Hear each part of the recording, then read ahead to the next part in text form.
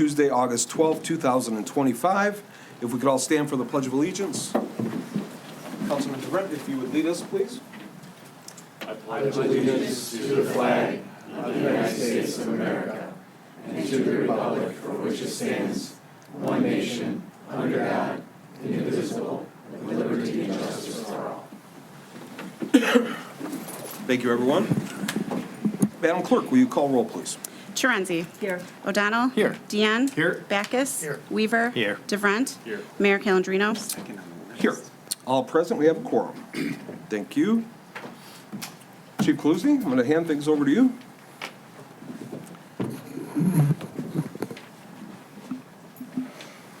All right. Good evening, Mayor and Council, and good evening to everybody that showed up for this momentous day of swearing in one of our new police officers.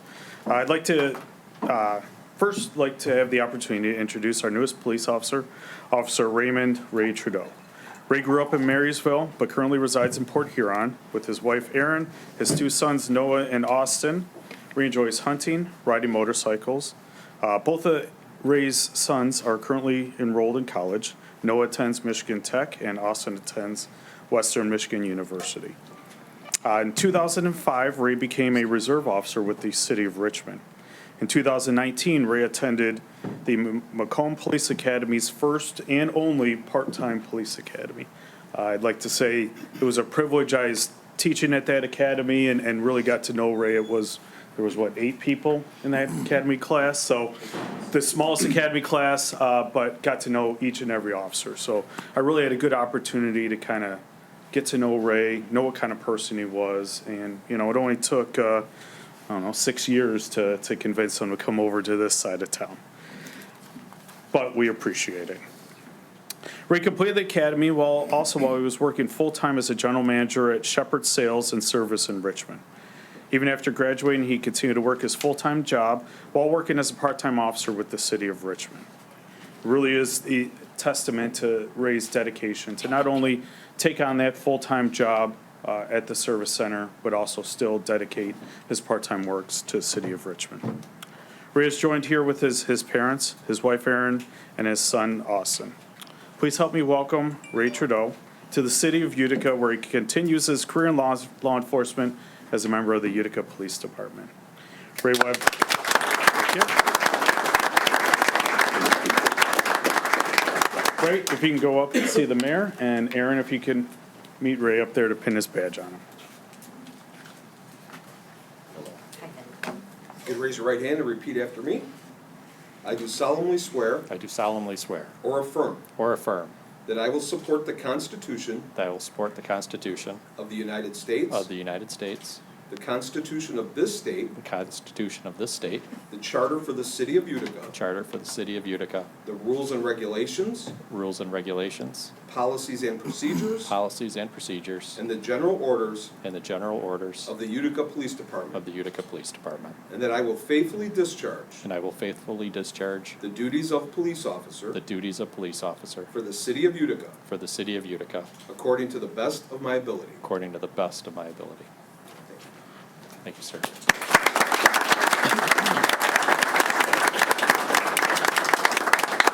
Be very careful. It's sharp. Good thing you didn't make me angry. It's bulletproof.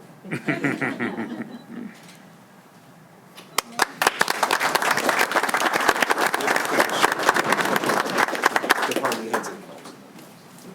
Congratulations.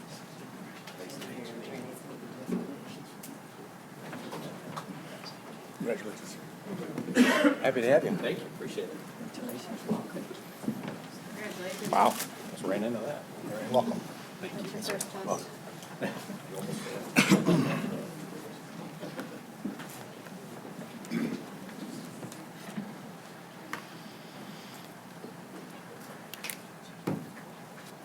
Congratulations.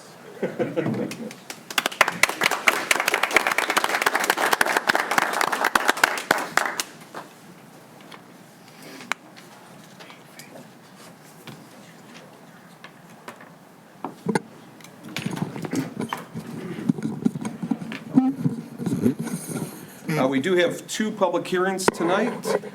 one for St. Lawrence Apple Fest and one for a donation bin license appeal. I would be looking for a motion to go into public hearing.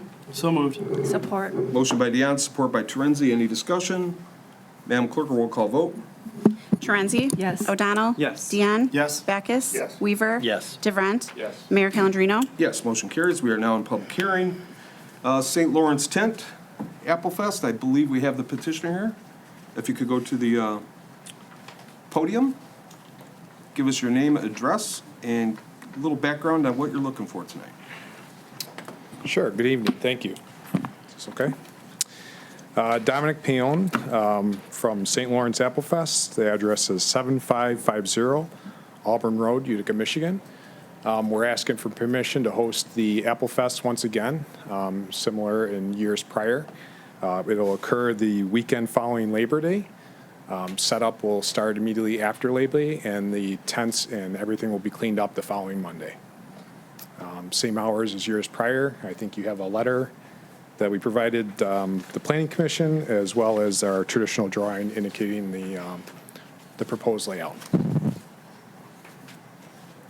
Thank you. Everything's the same as last year?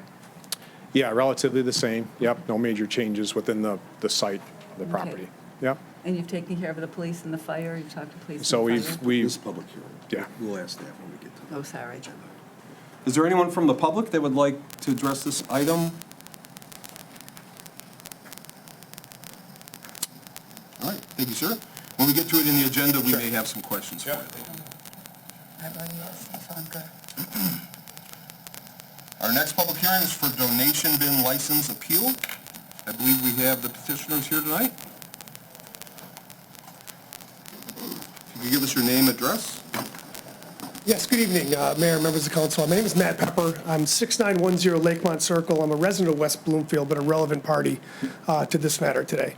So first of all, thank you for giving me this opportunity to speak. I am here in support of ATRS, and what I would ask today, just to skip to the part of what I'm requesting, is we find a solution. As a nonprofit, these funds are critical to our work, and they're critical to the services that we provide to residents here. 15% of your residents in the last 5 years have either been an adopter, donor, or a recipient of our clinic patient, or one of our clinic patients. This bid alone is $4,000 a year towards our work, and as a nonprofit, those funds, and especially in this current environment, are critical. So we are asking that we find a solution so that we can continue to provide support for not only all of Southeast Michigan, for the residents here in Utica. And so I would ask that we hopefully find a solution. I have found this organization to be committed to the communities they serve and committed to the nonprofits that they work with, and have take their civic responsibility very seriously. So, thank you. What was your organization, sir? I'm the president and CEO for Michigan Humane. Okay, thank you. Is there anyone else from the public? There's somebody. Patrick Bennett with American Textile Recycling Service. I live at 27565 Western Gulf Drive in Livonia, Michigan. We operate the Michigan Humane donation bins located at Shelby Corners. I was the one who actually reached out to Mr. Hicks at the end of 2024 and offered our support in enacting an ordinance, and provided a couple of ordinance samples from some cities. I attended the Planning Commission meeting as well as the ordinance was getting drafted and ironed out. And we wholeheartedly supported the city enacting this ordinance.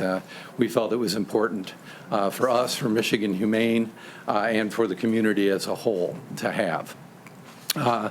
The ordinance, when enacted, we originally had 4 donation bins at the location. The ordinance reduced it to 2. So we took 2 away, and when we did that, we also increased our service days. We were there 3 days a week. Now we service it 4 days a week.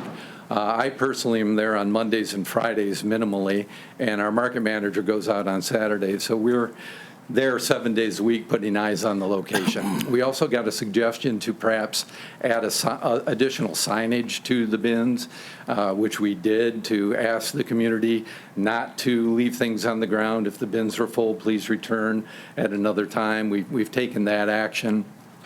So we really feel that, we're doing everything that we possibly can to help. And when it comes time for the actual hearing part, Kristen will speak more on some ideas and thoughts that we have to see where we can go with it. So thank you very much. Thank you, sir. Is there anyone else from the public?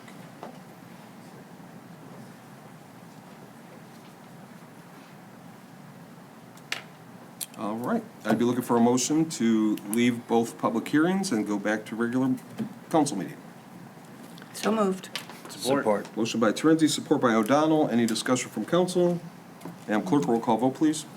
Terenzi? Yes. O'Donnell? Yes. Deanne? Yes. Backus? Weaver? Yes. DeVrent? Mayor Calendino? Yes, motion carries. We're back in regular session. At this time, we're going to open the floor for public comments for any items listed on the agenda. Obviously, you just had an opportunity to speak to either of the public hearings, so I would hope that that's not what you want to talk about. But if anybody from the public would like to speak to any item on the agenda, this would be your time. All right, I'll go first. What the heck? Hi, Jeff Mickle, 7830 Chapelton. I've been a longtime resident of Utica and also the chairperson for the Utica Historical District. In regards to item I believe it is, 7715 Auburn. Shamrock's Restaurant had approached us last month to get our informal input on potentially adding improving their egress so it was more ADA compliant. We didn't want to stand in the way of their becoming ADA compliant and affecting their business. They're obviously a great business. We love having them here in Utica. But we've since kind of, thought more about it and did a little bit more research. Their intent was to put in a more permanent structure to ease entrance into their building. But in looking into the ADA requirements a bit more strongly, they do allow for a little bit of leniency in the historic regions so that you can get by with a temporary ramp and you don't need to put in a permanent structure because it'll affect, obviously, the outside appearance of the building. Our concerns are also a little more far-reaching in that if we allow a bunch of ramps to sit outside of in front of all the buildings to help the ADA compliance, it's just going to limit the sidewalk access and not look really great.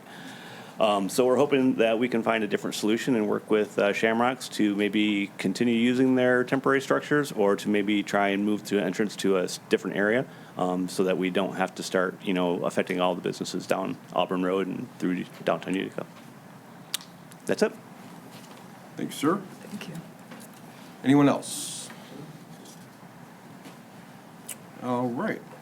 In your packet is all our consent business. I'd be looking for a motion to approve all consents. So moved. Motion by Terenzi. Support. Support by Weaver. Any discussion from council? Madam Clerk, roll call vote, please. Terenzi? Yes. O'Donnell? Yes. Deanne? Yes. Backus? Yes. Weaver? Yes. DeVrent? Yes. Mayor Calendino? Yes, motion carries. Thank you, everyone. We have no unfinished business or correspondence. New business tonight. We are honored to have some representatives from Plant Moran who are going to come here and talk to us about some of the services they may be able to provide us as we look to re-envision our downtown. Thank you, Mayor, and thank you, members of City Council, for having us here today. I'm Todd Fenton with Plant Moran Real Point. We are an affiliate of Plant Moran, the accounting firm.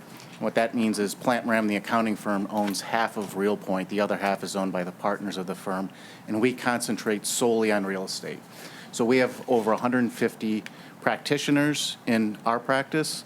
I know that we have technical difficulties with the presentation that we had, and hopefully I'm on, I think, It is in the packet, though. 2 or 3 of the actual packet that we have.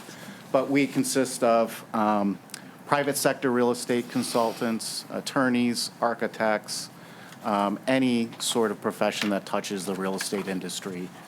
Real Point has them within our umbrella. Myself, personally, I left the public sector a little over a year ago. I had been previously with Wayne County for about 10 years in economic development and recently left Royal Oak first as their economic development director and then as their acting city manager. And I'll discuss a little bit of our work with Royal Oak and how that may be somewhat applicable for what the mayor had invited us to speak about, which was the idea of how can you spur private investment with some of the public assets that you have located here in downtown. And by assets, I'm speaking particularly about facilities. So our firm, we work both in the commercial sector and the private sector. You've seen a lot of our projects. We're working on the Henry Ford Health Hospital project in downtown Detroit. We oversaw LCA and continue to oversee and advise the District of Detroit. And then on page, I believe it's 4 or 5, you have a list of a lot of our municipal clients, many of whom were very active in various stages. Last week, there were ballot proposals for 2 of our clients. One was positive, one was negative. We're retuning and refining with our client on how they best can address what they were trying to do, which sounds a lot like what the mayor and members of council have inquired about over the years, is are these facilities in the right place? Is there a possibility of moving them to a better place in order to spur economic development at the gateway of your downtown? And this is a question that we've been posed by many municipalities throughout the state. And it's generally, and today we're not going to get into the specifics of what that would look like. We haven't looked at that work. We're here to tell you what our toolbox is and the approach that we take towards these sorts of projects. And so with that, I'm going to invite Doug Smith, one of our principals in the firm, who's going to shed a light on some of those tools. But there is a slide in there that says questions Utica might ask. And it's really a slide when we meet with any city and we're trying to ascertain what their real goals are. You generally need 3 levels of alignment to make a project work. You're going to need the political alignment. Is this something that the city council and the mayor want to see happen? Is there consensus on use and what possible uses we would be inviting into the city with a private investment? Is there community involvement and buy-in to the project, especially if you're asking the community for some level of that? And then what is your financial status? Is this something that you're able to do? And that's an analysis where using the Plant Moran firm, we can come in and assist with doing some of that deep dive into where you're at financially, where your debt capacity could be, where you may be able to reallocate resources in different ways to fund capital improvement projects, which this would be a significant one. You're talking about a city hall and a police station that are located together right now with a library and a parking lot. A lot of moving parts there. It may seem like it's just one contiguous parcel that seems fairly simple, but actually when you look at that and the totality of the city with other parcels that you have, which are, to me, opportunity to be able to explore relocating in order to, again, free up property for private development. So I'm going to let Doug talk about a couple of our approaches that we've done recently in terms of how we engage our municipal clients. And then I'll walk you through some of the work that we did with Royal Oak and hopefully the tools that Doug is talking about. You'll see how we actually put them in action to coordinate a $100 million capital project there in the city. So thank you. Thank you, Todd. Thanks, Todd. Appreciate it. Good evening, everyone. Appreciate the opportunity to be here. Doug Smith, as Todd mentioned, with Plant Moran Real Point. I've been at Plant Moran Real Point for about 8 years. Prior to that, worked about 25 years in private real estate development here in Southeast Michigan, doing largely residential mixed-use projects, and then some hotel conference center projects as well. And going further back, worked as an underwriter for Michigan National Bank, a bank some of you might remember that was, really deeply involved in real estate. And that's really where I got a lot of my experience in looking at real estate, trying to understand how real estate works, where real estate goes wrong, and how to support real estate projects through both demographic analysis, physical analysis, and actually capital sources that are required to make projects work. So Todd mentioned some of the different tools that we use.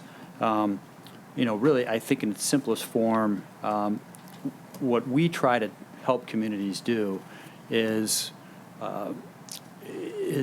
foster economic development projects where they see that there's an opportunity to do so, or where there's a need within the community potentially to drive taxes or to potentially to drive traffic to downtown businesses that may want more business, which is, something a lot of downtowns at this point in time are struggling with. Many are thriving in many respects as well. So two of the tools we use really are simple market analysis and a highest and best use analysis. And really what they boil down to is we have some expertise looking at all the conditions that are necessary to make a project potentially work. For example, a mixed-use residential project. We look at the underlying demographics to understand potentially, do you have the support in the community? Is there demand for housing, and at what price point? So we would look at the data related to that as an example for a mixed-use project. We would look at physical locations that potentially would support that project. Are they amply sized? Do they have the right ingress and egress? Are there environmental conditions that might be constraints on those particular properties? And then we look at the economics that are necessary to drive these types of projects. Todd mentioned public-private partnerships. We're seeing a lot of those right now throughout the state, just because construction costs have risen so rapidly. The private sector, in many instances, needs some help. Sometimes from a municipal perspective, that can come in the form of a tax break. Perhaps it's a break on underlying property that is going to support the project that the municipality owns. So we help our clients understand what's the right balance. Obviously, a developer has a bottom line that they're trying to build out. We help our clients understand what's a reasonable balance. Yes, the developer needs a profit. The municipality obviously has to answer to its constituency. So we help guide our clients on what's a fair deal. If you're trying to do an economic development project, what's the right balance to strike? And in the case of a city like Utica, I think where we can add some value is kind of laying out the steps that would be necessary. First of all, understanding, what potentially is there demand for here in the marketplace, and what is the market currently telling us about demand in general? Are vacancies high? Are vacancies low? Where are rents? Where are retail vacancies? So we would look at the market specifically to understand, okay, where is there an opportunity in the market? And then using construction costs that we have access to and talking to the private development community, we try to understand where the appetite is, putting those things together, trying to lay out for a community, what are the steps you might consider taking either now or in the future to start to build a basis for inducing the kind of development you want to see. And in a lot of instances, it's a very slow process, like a master planning process. You start to lay the groundwork. It's crawl, walk, run.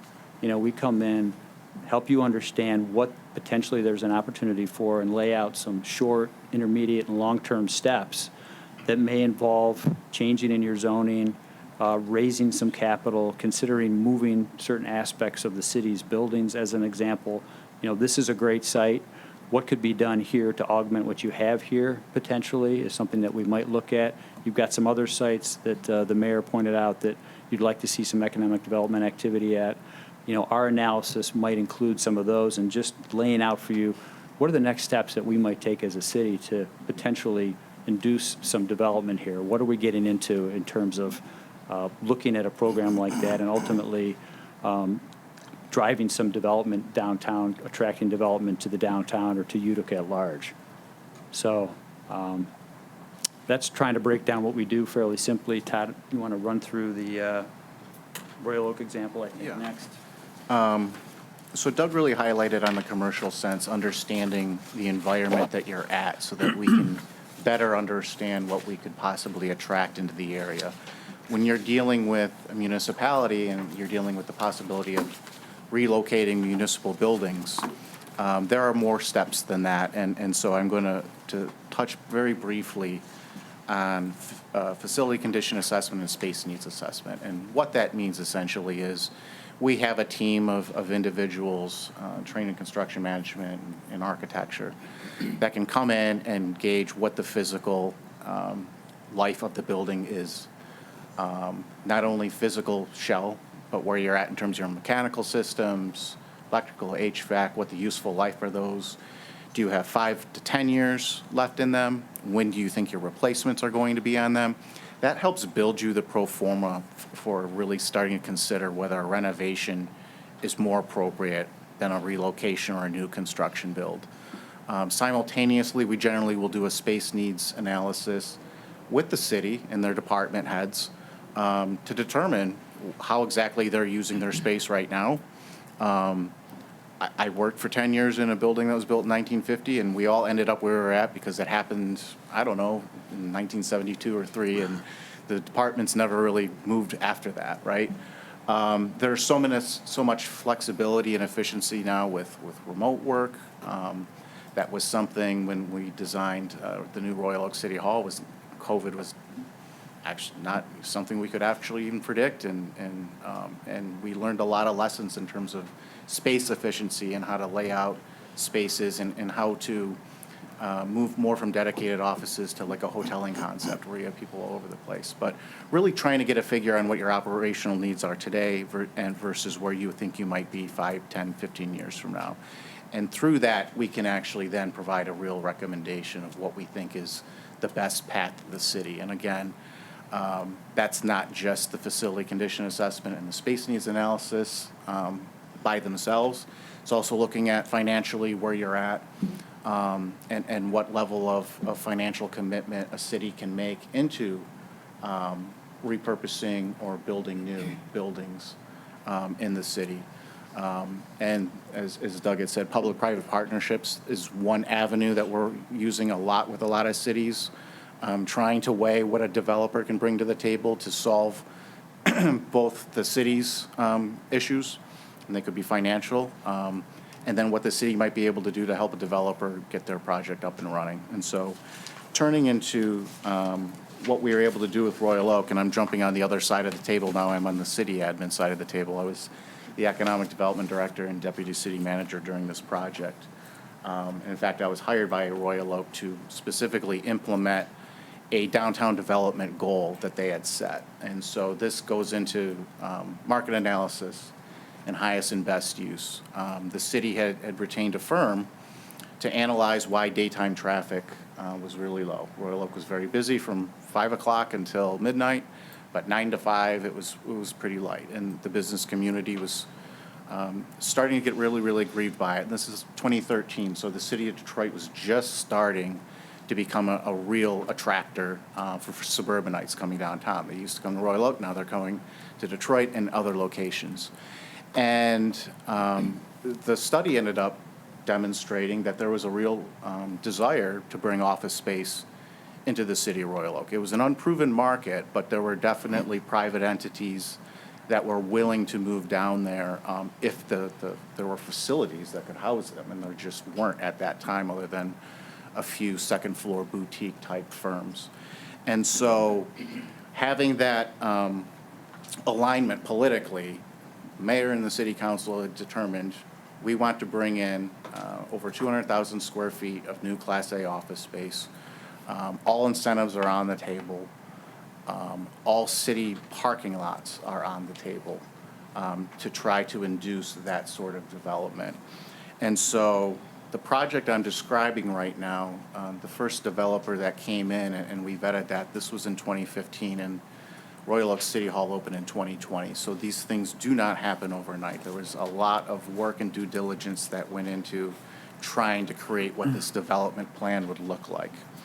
And so in Royal Oak City Hall was actually located centrally next to 2 very large service lots, and the developer wanted to develop those lots and for a 140,000 square foot spec office building. If you've been in Royal Oak recently, that is the Henry Ford outpatient facility that's located there. Sometimes it's better to be lucky than good. It was drawn as an office building, and then right before COVID, Henry Ford had signed a large term lease. And I think Royal Oak's very happy with that result because it's bringing in the foot traffic versus many 140,000 square foot office buildings right now are sitting 20%, 30%, 40% vacant. And when you get work from home in there, it could actually be on any given day, up to 80% vacant, like Monday and Fridays are the big ones.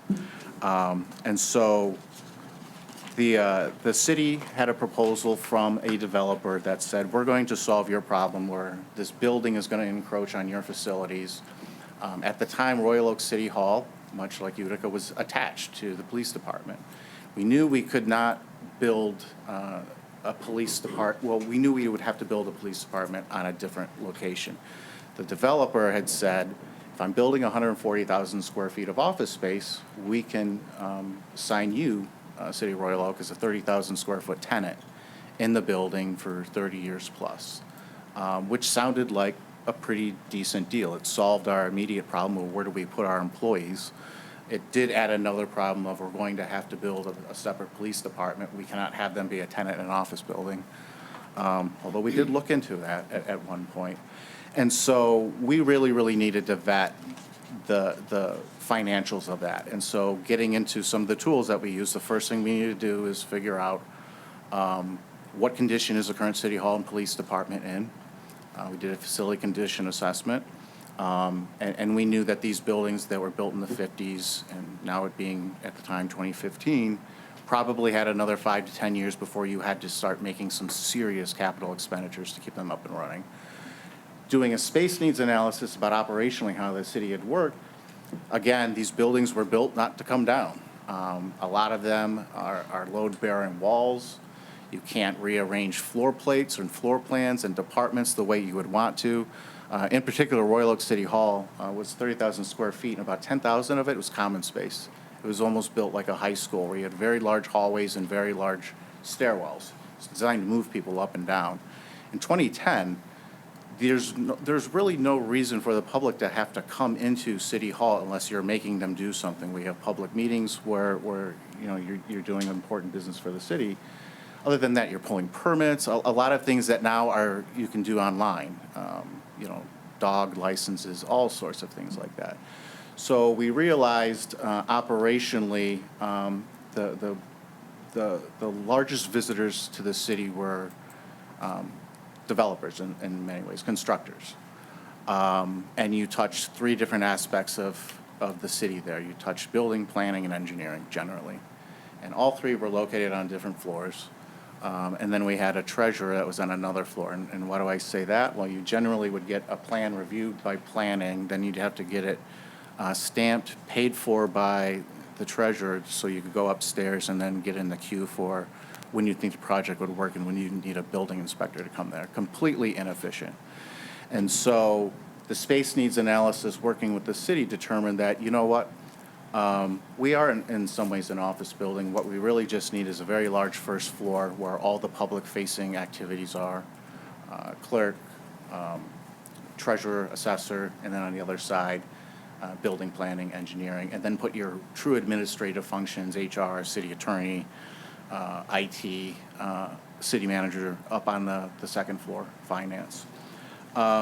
Ultimately, though, in reviewing the numbers, and that's where we brought Plant Moran, Real Point in, concurrently with the facility and space assessments, we determined that, honestly, if we were to lease for $1 and then at the end of this period pay what the fee was to get out of it, which was about $15 million, at the actual time we could build the same amount of space for $12 million.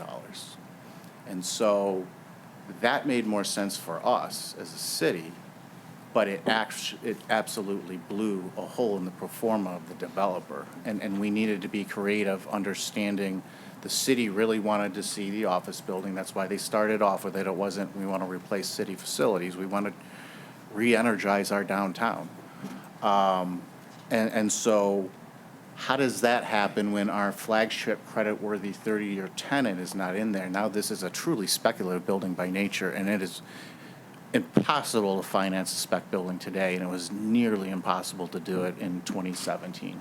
And so working with Plant Moran Consulting, we negotiated alternative terms, and we ended up being a partner in a sense with the private developer in order to get this spec building down. And I mean by that, unlike a typical DDA TIF, where you reimburse funds after the project is built upon the revenue that the new taxes are generating, we decided to structure it differently. We said, okay, so we've met with the construction lender. We understand what the gap is, to Doug's earlier point about what the reasonable return of investment for this developer they should get. And we found the gap to be around $6 million. And so we knew the land was valued over $1 million. We could zero that out to $1. And then we pulled together a bunch of different financial incentives together to fill that gap, and it ultimately was a $6.4 million gap. Now, we want to protect the city's interests. The cities generally don't look at being a real estate developer as their prime function. It's making sure that, the garbage is picked up and water runs and all of that fun stuff. Elections are held. And so we struck an agreement where the developer essentially had a 20-year payment plan where he had to double the amount of taxable revenue generated in the project by year 10.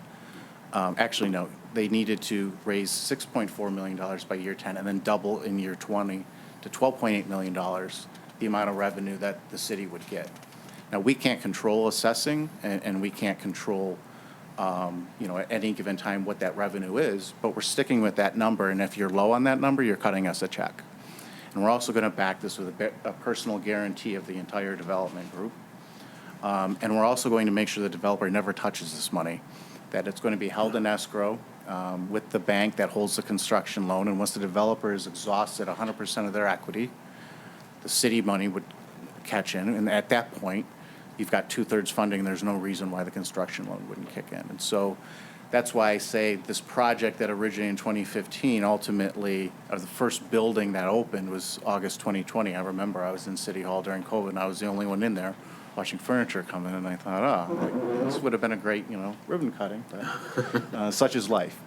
But now it's a very, very successful project. You've got a main anchor, both in the office building and then an adjoining park that was built there that is a central gathering place for a lot of people in the city. It's where Detroit's Winter Blast had recently relocated.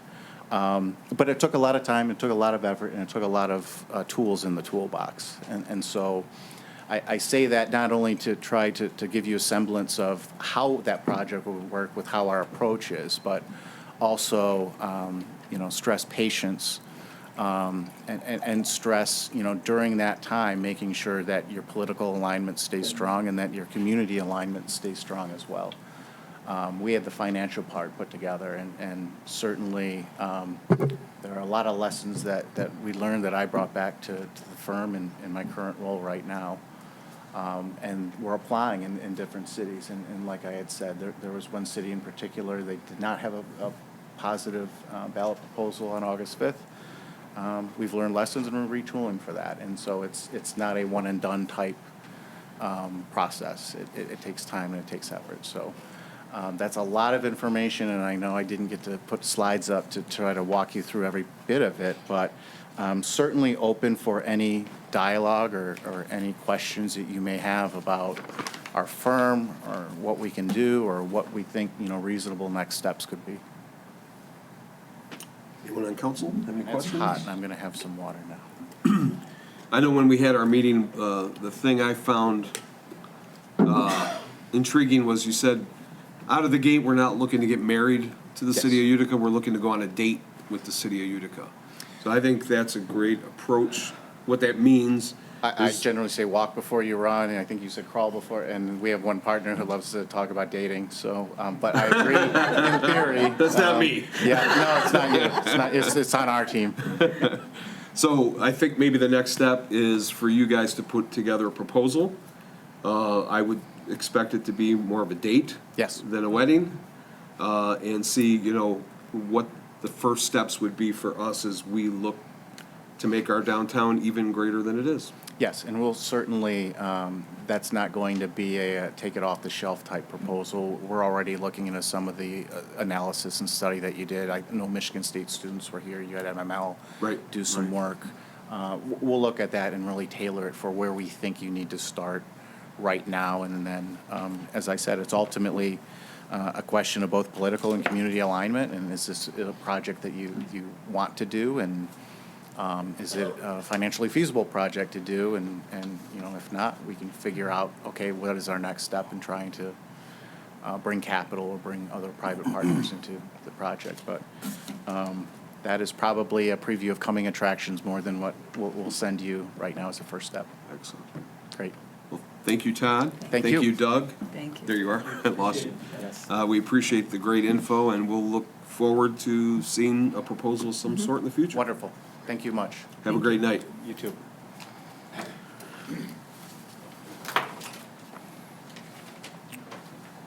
Next on the agenda is DTE streetlight acquisition. Is the petitioner here for that?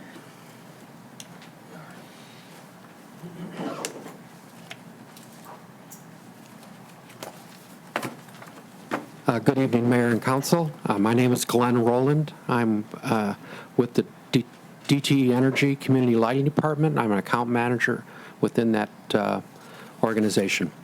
Alongside me is Dan Newman, who oversees our entire department. Good evening. Before you in the packet, you see the proposal for DTE to expand our partnership with the city of Utica. We currently own, operate, maintain 210 lights throughout the city. This expansion would include the downtown area. And within the scope of work, we aim to maintain the aesthetics of the downtown area, also address a couple of the knockdowns that are currently ongoing, but also take a look at the sidewalk near the Auburn Bridge that has the post right in the middle of the sidewalk and is not ADA compliant. So we would move those obviously to the other side of the sidewalk to make that a more accessible area for all.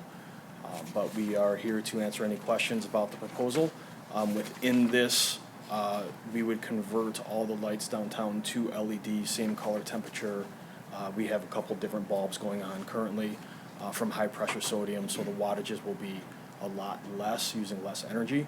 And DTE would own, operate, maintain those lights from here on out, so there would be no more out-of-pocket expenses for the city at that point. We're here to answer questions as you have them. So that includes like bulb replacement, repairs? Yeah, and anything with the post, if there's a knockdown, we're out. There's a nice map that actually Bill and team will be able to utilize at the click of a button, and we have a team out there that creates a work order, automatically have a crew out, and either if it's a knockdown, obviously it would be more immediate than, the 3-day threshold that we have. But any post painting, any outages, we do not replace bulbs. We replace entire fixtures. With the LED technology right now, the fixture is built into the LED is built into the fixture, Okay. and replacing the bulbs is not as effective as it would be as if it was actually the entire fixture. So all of that is included in this partnership at no additional cost to the city once we move through the agreement. And going to all LED, do you have an estimate of what our energy savings would be on an annual basis? Or? Yes, there is a delta in the energy savings. However, this plan does include all maintenance material moving forward. So though the DTE expense would be a bit higher, it would be fixed, so there's no, few $1,000 maintenance cost here or there that is outlined in the first bit of the budget that Bill put together for the team. So this includes the power as well? This includes the Oh, power, okay. yes. Yeah. And DTE is contributing over $200,000 to get this done as well. 114. Does anyone have any questions for these gentlemen? So is there any cost to the city? Right now, we're estimating the work to have about a $10,000 out-of-pocket cost to the city to complete the entire conversion above the over $200,000 that DT is contributing. After that, though, we are expecting to be able to provide about $5,000 in energy efficiency rebates, so about a net $5,000 out of pocket to get this off the ground, and we're estimating, about $3,000 a month in ongoing just energy maintenance and subscription costs to the city. Personally, I find this very interesting. I do too. we're not at the point right now where our treasurers had the chance to review it and crunch the numbers for us. I also was intrigued when I read it. I'm like, Yeah, I this like the doesn't idea. sound bad. But to make the decision today, Understood. I like the idea of the continued maintenance. It's out of our hands. Right. Gives our DPW something else to work on, because they, when a pole gets knocked down, I mean, they're responsive, they get over there and they have a ton of work to do. They have to stop what they're doing to take care of that. It could be an emergency situation where you guys can respond with your crews and tidy that up in a hurry. And plus, you know, the ongoing repair of the lights, I think it's a great idea. Yeah, and this is an expansion on where we currently are. We already have 210 lights in the city, so this would actually round out the remainder of the city, so we would all be one place doing the same task.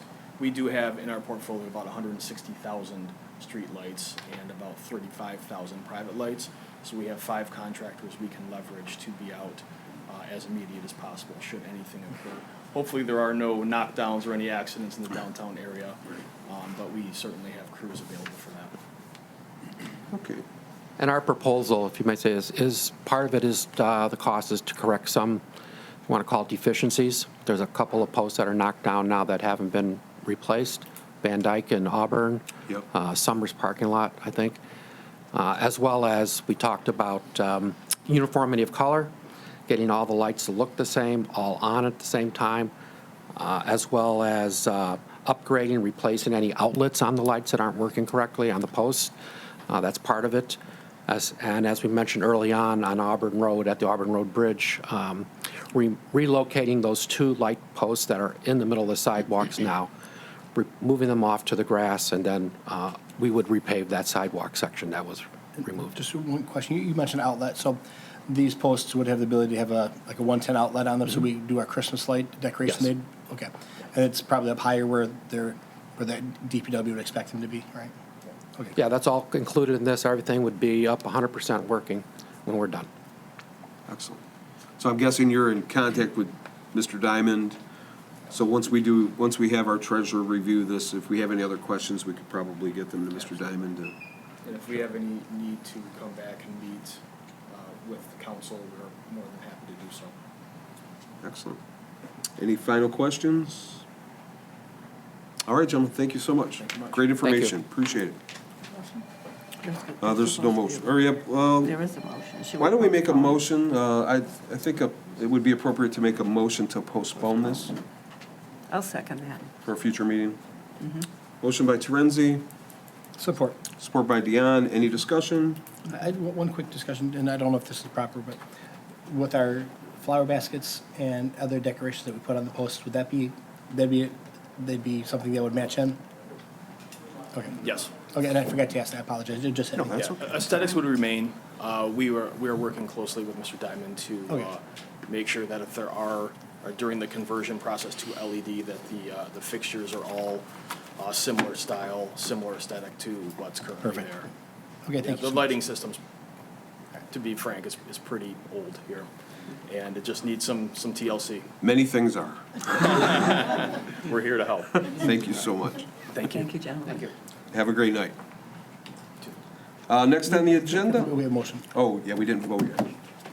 Any further discussion? Madam Clerk, roll call vote, please. Torenzi? Yes. O'Donnell? Yes. Deanne? Yes. Backus? Yes. Weaver? Yes. DeVrent? Yes. Mayor Calendino? Yes, motion carries. And they're already gone. Mr. Mayor, I'd like to make a motion to approve the St. Lawrence Apple Fest as requested by the petitioner. That was good. He hasn't stepped up yet, though. He already had, he was already petitioned. Motion by Dion, Support. support by O'Donnell. Open for discussion. Our chiefs, any concerns? It sounds like it's exactly the same. No concerns at all, Mayor. And I'm sure you've been in communication with Mr. Payon or somebody from St. Lawrence, or will be. Yeah, we have been from All right. some. Any further discussion? Madam Clerk, roll call vote. Torenzi? Yes. O'Donnell? Yes. Deanne? Yes. Backus? Yes. Weaver? Yes. DeVrent? Yes. Mayor Calendino? Yes, motion carries. That was easy. You didn't even have to get up. He already said his piece. Next on the agenda is the Trinity Family Fun Fest and Road Closure Request.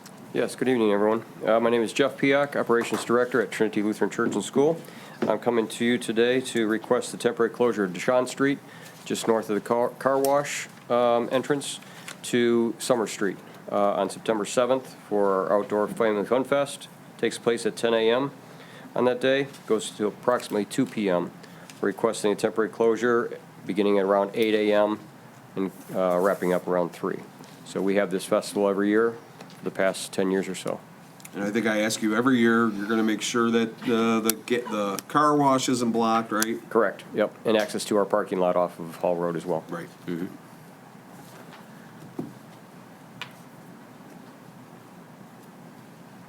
All right.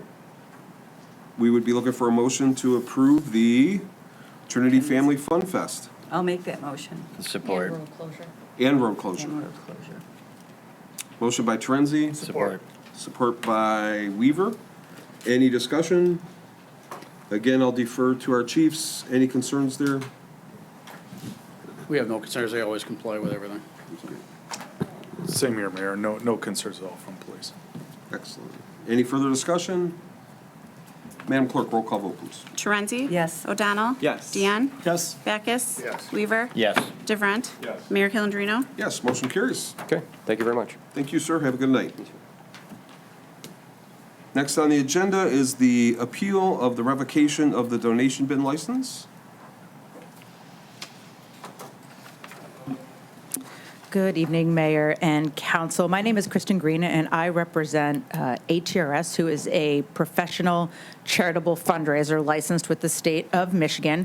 And I should say, if your first group of folks that were speaking to you were on a date, I think this might be couples counseling where we are right now. So, because we don't want to get divorced, I'm just telling you. Before I get into the technicalities of why we're requesting the appeal for the revocation, I wanted to say we don't dispute that there is a problem at that location with folks leaving donations outside of the bins. We know that everybody here agrees that that's an issue. We also knew that there would be some growing pains once the ordinance was put together, and I think we're facing that.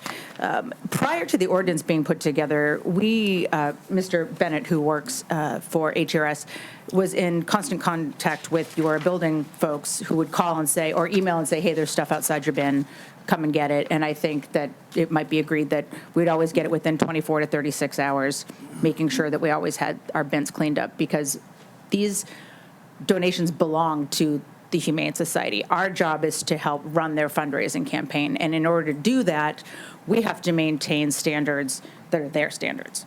You know, we wouldn't want to make them look bad. So when we had 4 locations, or 4 bins there, we were a little bit better at being able to keep everything inside the bins. Now, let's also point out that it's the community members who put things outside the bins, and we're so grateful that they donate so that we can give money to the Michigan Humane Society. However, it does cause problems. Utica is not unique in this. I think I've worked on 50 to 60 ordinances around the country, and we deal with this all the time. We've tried everything. Our only remedy is to up the amount of times that we come to service the bin, make sure that if anybody calls us, by the way, the public calls us and says, hey, I think that happened just this week, said, there's stuff outside the bin, we come and get it. Your building folks call, say there's stuff outside the bin, we come get it. I think one of the problems we faced is cutting in half the number of bins. The same number of people who wanted to donate to 4 bins are still coming to 2 bins, but now we can't keep up with the demand as much. However, we do everything we can to be here. As it was stated earlier, there are eyes on this location 7 days a week because we've been interacting with the city and know that there's been issues with donations being outside. I will say that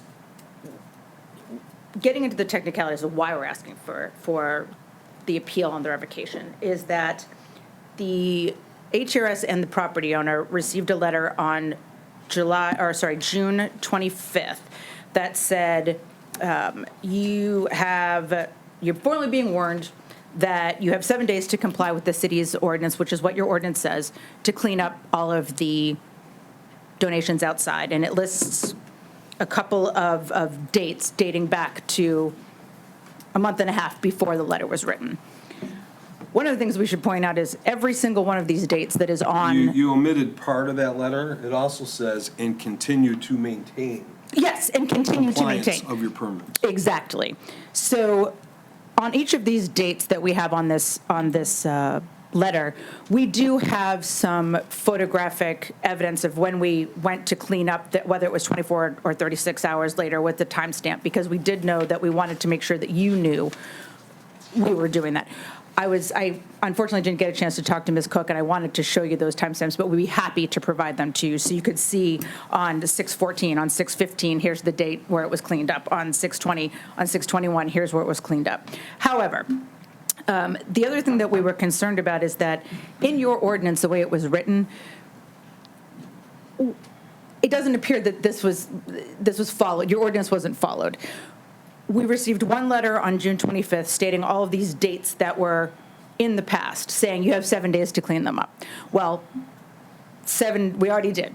Every one of these dates had already been cleaned up because one of them was from 5/3, and this was dated 6/25. So can't go back and prove that we already done it. However, we did recognize this as a problem. June 25th, got the letter. June 26th, Mr. Bennett emailed Ms. Cook and I believe Ms. McGrail saying, okay, what can we do? Emails went back and forth about, well, you can put some signs up. So HRS they put some signs up. We let Ms. Cook and Ms. Grail see them. Here's what we're trying to do. Unfortunately, we know that doesn't work very well. We also had some correspondence on June 30th to women I mentioned and saying, what else can we do? We're trying, here's what we've done. We've upped our time that we come in and maintain this area. Then, in July 8th, we get a letter that says specifically, sorry, those of you, you have failed to remedy these issues within 7 days. That's the very first line. Factually incorrect, can be proven otherwise. And then it just says, so we have revoked your permit. We're trying to figure out, first of all, how we didn't remedy, because the remedy is cleanup. We cleaned up. We cleaned up each one of those days. Otherwise, it would be a disaster out there. We have increased our maintenance schedule. I've been by there many times, and it has been a disaster on many occasions already, so. Absolutely, absolutely. And your argument that us cutting it to 2 bins is what's created the mess that your business operations are creating in our city is preposterous. So when we give you 4 bins, and then there's a bunch of trash, is the argument we should give you 8? Should our whole city be donation bins to accommodate your business activity? Also, I'd like some explanation about what happened. R.A.G. Schutte, can you tell us a little bit about what happened in 2017 with the state of Michigan, where you had a cease and desist order, 300,000 violations, and it was discovered that these were all based on improper, false advertising about how much you were giving to the Humane Society. And this article I'm reading says you only give 6% of your revenues to the Humane Society. We're getting this picture painted that you're this charitable organization that's giving so much to charity. 6% of your business operations, of your revenue, that's all the Humane Society has seen? So, Mr. Mayor, let me start at the beginning. Preposterous? Absolutely. That we would ask you to do all of that. What is also incorrect I may have misspoke. I didn't say that going from 4 to 2 is causing the problem. What I'm saying is growing pains. Clearly, when you downsize 4 to 2, people are used to donating there. I mean, one of the things that we should point out is that if this weren't such an important location, we wouldn't be fighting as hard as we are. We wouldn't be spending the amount of money we are to make sure that we're here 7 days a week for things that are happening outside the bin. We're doing everything we can. There's not much else we can do. I do have some suggestions, I'm hoping, but we weren't suggesting that your ordinance caused a problem. We suggested the ordinance to you. We wanted you to actually put an ordinance in place. Which is really disappointing about how this has all ended up. Well, Mr. Mayor, I I agree, but I think we disagree on what that means. Our Your thought business is, activities are creating garbage in my city. okay, And can you argue with that? yes, I can. Please do. Our business is not creating trash. If your business wasn't at Shaner and Hall Road, would all that trash exist in my city? You know what? I don't know. Obviously you don't, because it would not. Mr. Mayor, but we also don't know what Our would happen. city And attorney that's would like not. to say a Yeah. word. But I would like to finish if you want me to finish answering the questions, I can do that. You can. One of the things that we just want to do is we want to I be did part. ask a question about the state of Michigan. Right, and I will get there. The 300,000 violations. They weren't, what are you reading from, by the way? Just an article from the paper? Yep. Okay, not 300,000 violations, that's not what it was. What that was the state law requires you to put certain disclosures on the bin. We have done that, but when we went to the state, they said, oh, it wasn't sufficient. We turned around and remedied that. We worked out something with the state. We have been in complete compliance with You them. paid a settlement of, what, I believe 30, if this We article's did pay a correct. settlement. We did pay a settlement because it was a new law. We did it wrong, and so therefore we fixed it, and we took our lumps. But we kept going because, and now we're in good There's another article stead. about some difficulties you're having in the city of Houston, Texas. Do you want to tell us about that? Ms. Mayor, I could tell you about all over the country, but it doesn't have anything to do with you. And it doesn't have, meaning You know what the has to city. do with me? Is your business activity has created extreme garbage in my city. Okay. When I drive by there, I'm disgusted to see it. That's the reality. What can we do? That's, I guess, what we wanted to say here is we get that. We don't like having the trash out there. We pay to pick it up. We do all that, absolutely. What we want to know is, what can we do together to do? We've already upped our maintenance. Could we possibly maybe try a third bin maybe for 2 months and see if that helps us? What could we do? We're here to do that. But the idea that Michigan Humane Society's chosen If it's that important to you, fundraising. then you need to just station somebody at those bins. Your business model is failing. It is creating garbage and blight in my city. It's not up to us to accommodate you and help you run your failing business model. It's up to you to create a business model that works. And if that means putting a guard there 24 hours a day, I hear this, you're there 4 times a week. Well, guess what? 4 times a week is failing. So maybe you need to go 10 times a week, 20 times a week, maybe 24-hour surveillance. I don't know. It's not our job to tell you how to fix your failing business model. So, Mr. Mayor, I do take issue with it. He did call me a little bit ago. I do want to be clear that when you were cited on June 25th, you were cited not only because there's trash out there at the time and on prior occasions, but you were also warned that you were to continue compliance, meaning this was not to happen again. Now, you Right. have cleaned up that garbage that one day, but there All have the been days. repeated instances since that day of garbage outside Okay. those bins, which is what led to your revocation. And that is the issue here today, is you are appealing the revocation. Yes, and let of me your speak to that license. specifically It then. is beyond that now to say, well, how can we do this differently? What should we do different? There was some prior discussion as to what could possibly happen with signage and whatnot, and now you're trying to turn it around on the city and say, well, you said we should try signage, and we did that. It's your problem to figure out how to keep it clean. You couldn't figure out how to keep it clean. You're here before on a revocation hearing. Correct. 2 things. I'm not asking you to fix our business model. I'm also not asking for you to change our business model. It is what it is. You have actually put an ordinance together that codifies our business. If you didn't want to do that, then you didn't have to do that. But I guess to directly go to the revocation, your own ordinance says that you need to let us know for each violation. It specifically says in your ordinance you have 7 days to clean them up. We have never come anywhere close to 7 days to clean them up. Your ordinance does not say that you have to be perfect and you can never have a piece of trash out there, because let's face it, that's unrealistic, and no other parts of your zoning code actually say you have to keep it clean and you have no chance to mitigate it. Your ordinance says you have chances to mitigate it. We mitigated it long before we were told we had to within those 7 days. Yes, it does keep happening, but we are going to continue to follow the ordinance, which means that we shouldn't have a revocation, because what you've done is you've decided because it continues to happen, we're going to revoke. I get that, but that's not what your ordinance says, and that's why we appealed. Your ordinance does not say it that way. Now, when I said, what can we do? We were just trying to say, we completely understand that that particular bin is having problems. We just want to work with you. I mean, honestly, the technicalities are you didn't follow your own ordinance. It says each of them are separate offenses. You send us letters that have all these different dates on them that were a month and a half Do you have any new behind. points to make? You've already made that point several times. I have a question. Well, I have a I question, need to ma'am. correct what's stated on the record first, if I could.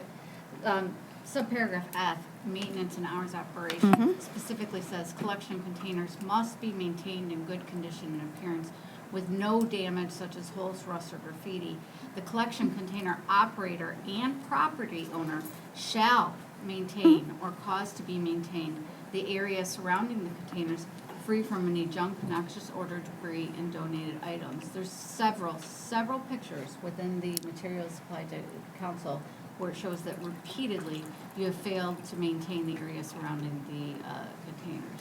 And further in the next part of your ordinance, it actually goes to the violations. And it says, for the violations, that you have to send us for each violation a certified letter, not one that has all these different dates in them that were a month and a half back.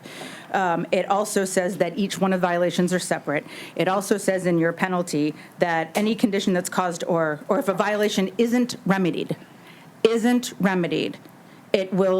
can revoke. If you want to change your ordinance, I get that. But for this particular location, your ordinance, the way you wrote it, says you have 7 days to mitigate each of the violations. We have done that. That's a fact. We can prove it. I can show you. I understand that you don't like the bin. I get it. There are a lot of people who don't. But also your residents do. Otherwise, it would not look like they wouldn't be full all the time. And, you know, if we need to come out here 10 to 20 times, we can. But right now, we are following your ordinance. If it does need to be changed, we'd like to work with you to do something. We don't want it to look like this. I don't want to come in front of a mayor who tells me that I'm preposterous. I don't want to do that. And I understand that you're angry, but we have to kind of step back and say, let's not lose sight of the fact that what we're trying to do is raise funds, and you may not like it, but we Tell are. us what we have to, we don't have to do anything. You are in an appeal situation. Correct, and so I'll just, like I said, I was just trying to So if you have address any the new fact points to that, make, please make them. If not, Councilman Dion asked if he could say something. So I do have a question. When you got up to the podium, ma'am, I didn't catch what city you're a resident of. Denver, Colorado, now. Okay, and the other gentleman was from West Bloomfield? Yes, and sir, do you have these bins in West Bloomfield? I'm sorry, you have these bins in your residence where you live as well, in your city? In Livonia, no. Okay, so they're good enough for Utica, but not good enough for Livonia. And sir, in West Bloomfield, do you have them in West Bloomfield? Someone should know. There is. No? Okay, so they're okay in Yeah, there is. they're There okay in is. our? You have. Yeah. Okay, well, one person says no, one person says yes. No, our bins aren't there, but another company is. Okay, but the case is, Utica's not less than any other city that you live in. Okay, this is our home, and we want our home to be clean. We like where we live, okay? We're not West Bloomfield, we're not Oakland County, but this is our home, and we like our home to be clean. It's nice and small and tidy. That's the way we like it. So if you can't come here and obey, or follow our rules and respect our lifestyle, then maybe you should take your bins and go elsewhere. West Bloomfield can certainly use them, okay? That's my opinion. Mr. Dean, Mr. Mayor, Mr. Dean, I completely understand that. I think the thing that we need to, well, we don't like those words. I will say that we have not violated your ordinance. Your ordinance says, if you have a violation, you have 7 days to clean it up. We have cleaned them up, every single one of these, long before the 7 days. Therefore, where it also says in your ordinance, you will be revoked if you do not remedy. We did. End of sentence. And just for clarification, you were cited for the continued lack of maintenance, and that continued after the warning past the 7 days, which is why you were revoked. And I will dispute that as well, because we could actually show you the exact days that we came here. So you saying that we continued to not maintain, we did continue to maintain. Unfortunately, there was still stuff left out there, but we continued to maintain. We cleaned up, and we continued to maintain. We can't stop residents from putting things out there. We're doing Well, you everything have we to. can. It's not our responsibility to tolerate you not doing it. You're telling us you can't control, you're telling me you can't control your business function. No, I'm saying I can control your residents in and around Utica. I cannot control, neither can you, what somebody puts down on the ground. What we Sure I can can. control. We can revoke your license so that people don't leave garbage all around your bins. And that's what Yes. we've done. So I Yes, think we've but you gone through the violated same your- point. Yes, but we believe you violated your own ordinance. If Well, you do change you're- it, then perhaps we could be revoked. But right now, the way I it stands. understand, and, this is probably not the place where that's going to get solved. Right. If, it sounds like, you have other options. Tonight, we're going to do what we're going to do. You have an opinion, we have an opinion. You believe you have a 7-day rolling permission to leave trash in our city. Mischaracterization You of what really I like said. the word preposterous, so I'll use that one more time. I didn't use that word either. To have a rolling 7-day permission, if you have garbage out there, if I drive over there now and it's loaded with garbage, you believe you have a 7-day window to clean that. And if you clean it on that 7th day, then you got 7 more days to let the garbage pile up. That's simply not going to happen. Mr. Mayor, I don't believe that. Your ordinance says it. It's Very what good. your, and when we actually, so I don't believe that. That's what your ordinance. We personally think 7 days is way too long for mitigation. It should have been 48 hours. I believe that's what we actually suggested when we handed some suggestions into you. 7 days is ridiculous. Does anyone else have any questions for the petitioner tonight?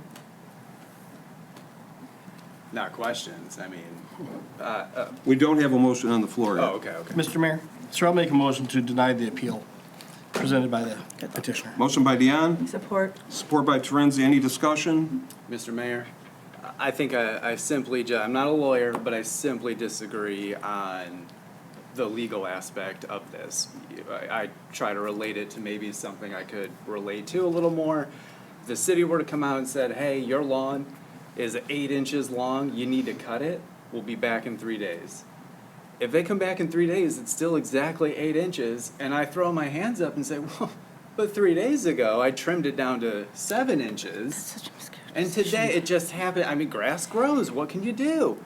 That these are, like you said, sort of with a rolling idea. You don't. The idea is that the issue needs to be mitigated. The issue needs to be ameliorated completely. And instead, it's sort of this idea of, well, this specific trash was cleaned up this one specific time. I don't think this should be instance-based.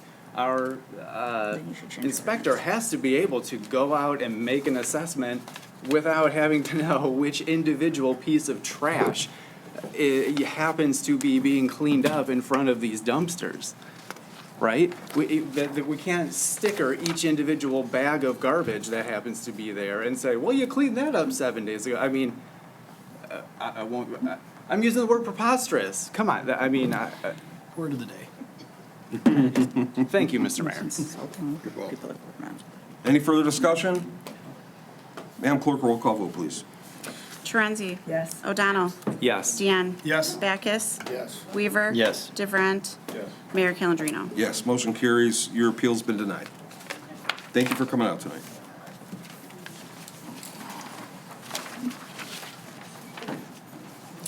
Next on the agenda is the 2025 MPF Parkinson Hero Walk. Hi there. Good evening. Hi. Maybe we should have put you before that. Can we work on that for next year?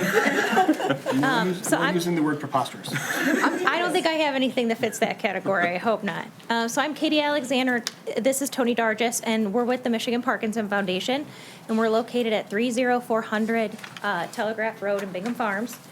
And we're here to talk about the Parkinson's Hero Walk, which we're holding over at Jimmy John's. And we are requesting to close the westbound lane from the Belfour Gate to the bike path. We have about 1,100 participants, potentially 1,200 this year.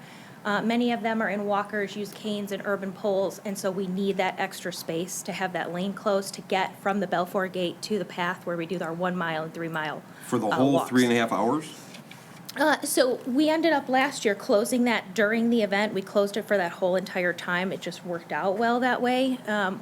We have requested in the past to close it for about the first 20 minutes of the walk when everybody exits, but it worked really well last year from the public safety side to have it closed for the length of the event. So I'm open to, if you guys don't want to close it the whole time, I'm good with that, and just the first half an hour. Well, we'll let our chief comment on that. Yes, Mayor, like she said, it did work out. Our officers were out there able to close it for the 20 minutes and then be able to get traffic through the area and stuff. So. Yeah. And you've worked with our chief and maybe our fire chief about any financial considerations that are involved and all that? We have. Okay. And it worked really well last year, so we're glad to have them back again as partners, because our plan is to make sure that our event is safe and our folks are safe too.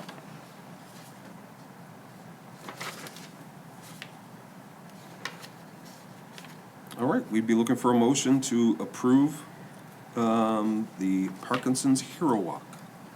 I will make the motion to approve the Parkinson's Hero Walk on Saturday, September 13th. Yes, ma'am. From 8:30 until 2? Noon. 12:30. 12. To about 12. Support. Till 12. Motion by Terenzi, support by Dion. Any further discussion? I have it all. Madam Clerk, roll call vote, please. Torenzi? Yes. O'Donnell? Yes. Deanne? Yes. Backus? Yes. Weaver? Yes. DeVrent? Yes. Mayor Calendino? Yes, motion carries. Great, Thank thank you. you so much. That wasn't so bad, right? I'm sorry, I was here last year, so. He can be a nice guy. Despite the rumors, he can actually be a nice guy. Right. We got Just rid don't of, throw garbage on that. we got rid of one mean guy a couple months ago. We were not planning on it, no. Have a great night. Got him. Next on the agenda is sewer forgiveness for 7711 Auburn. Is the petitioner here? Yeah, go to the podium. Hello, everybody. My name is Nathaniel Garvin. I'm with BRS Property Management located at 7711 Auburn Road. We are asking to have the sewer portion of our water bill removed. We had, a couple weeks ago, we had the water line going to our toilet, came disconnected sometime over the weekend. It was just gushing out water. And so it drained from the bathroom and then collected into the basement where there are no sewer lines or drains there. So we actually had to have the water pumped out. We had a carpet company and pumps come in to pump it all out of there. So we didn't actually use the sewer portion of this. We only use the water, which we're fine paying for the water usage because we did use that. But the sewer, obviously the water never made it to the sewer. So we're just asking for forgiveness on that. And as we always do in these situations, we take these very serious because if we mistakenly grant forgiveness to someone, that puts the burden on our other businesses, our residents, right? So my first step whenever we get these requests is always to ask Superintendent Diamond to do some research. I believe he sent somebody out on site. Is that true, Bill? That's correct, Mayor. One of our DPW crew members did go out and did confirm that there's no floor drains, and that the company did have to pump out the alley and pump out the water into the storm through the alley. He also said there was no water leak usage went into any sanitary sewer at all. So the break was before the toilet, so it just ended up piling up, like you said, going down into the basement, so.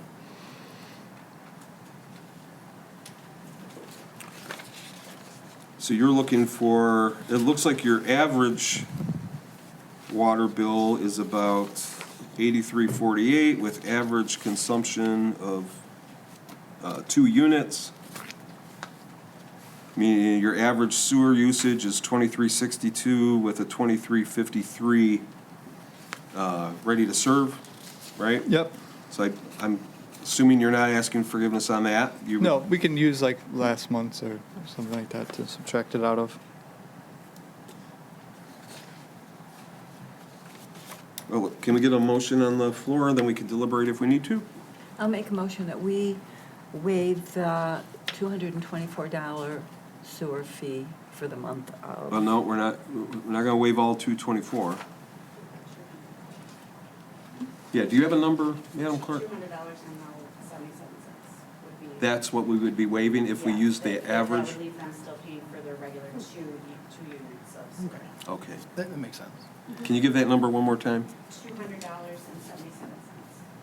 So I adjust that $200.77. Motion by Terenzi, Support. support by Weaver. Now we can discuss. Any discussion? I think that sounds fair, Mr. Mayor.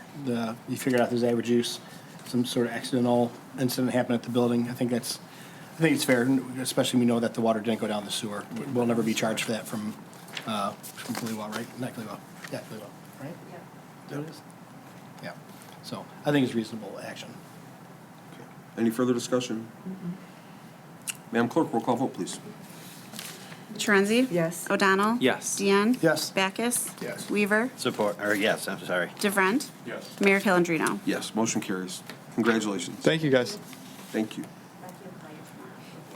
Okay, that'd be great. Same things right there. Yeah, I'm Becky. Okay, thank you. Have a good night. You too. Next on the agenda is a request for a mural at the soon-to-open Wolf Gyms.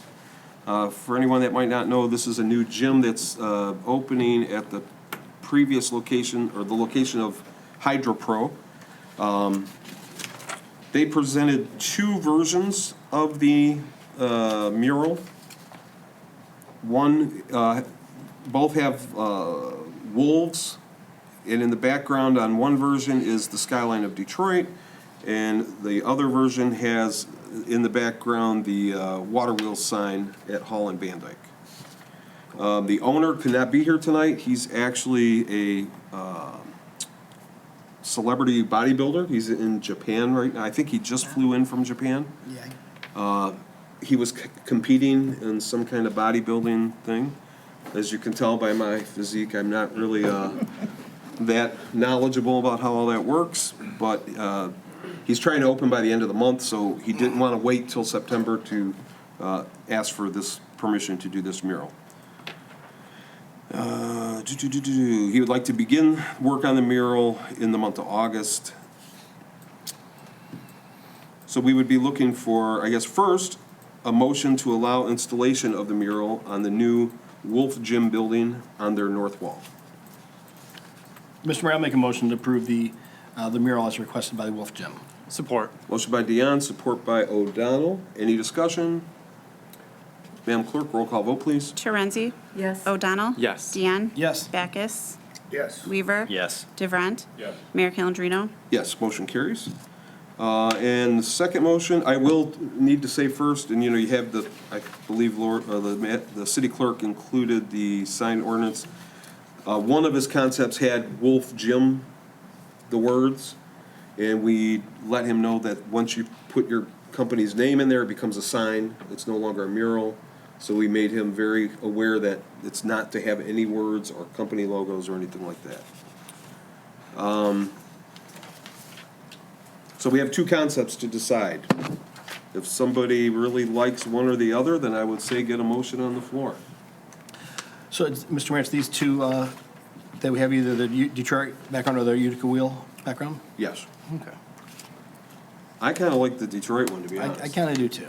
Their plan is to open more of these Wolf Gyms. It's a growing franchise. This is their first, I believe, their first Michigan location, but they do have plans to open more. If we stake out that beautiful Detroit skyline, I don't know if anybody else would use it.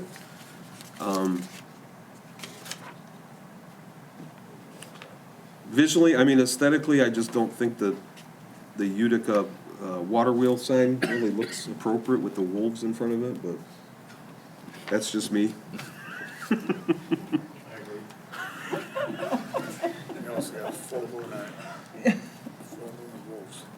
So, would anybody like to make a motion to approve one or the other? Yeah, I'll make a motion to approve the concept Detroit background. Support. Motion by Weaver, support by DeVrent. Any discussion from council? Madam Clerk, roll call vote, please. Torenzi? Yes. O'Donnell? Yes. Deanne? Yes. Backus? Yes. Weaver? Yes. DeVrent? Yes. Mayor Calendino? Yes. Motion carries. Madam Clerk, I'm sure he'll be calling to see how things went. Let him know. Thank you, everyone. Next on the agenda is 7715 Auburn Road, request to utilize city sidewalk. Good evening. Thanks, Mayor and Council. We appreciate your time very much. My name is Joe Mayernick. I represent 7715 Auburn Road, Shamrock Pub. I'm here with my wife and a friend, Mark Ricketts. We're proposing to start a project very soon, and I'm going to let Mark take over now to describe the project and what we plan to do. Thank you. Hi, Mark Ricketts, 45214 Hecker, Utica, Michigan. Did everybody get a copy that was given to the Historic District? Okay. Did everybody get a copy of that? It's in the bag.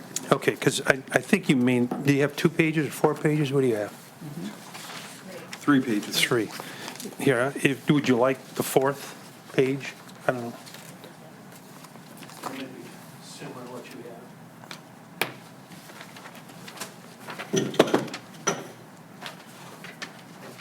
Thank you. Thank you. Might be good to get some of what you have. May not. Maybe, I guess we'll share. Thank you. I think it's, yeah,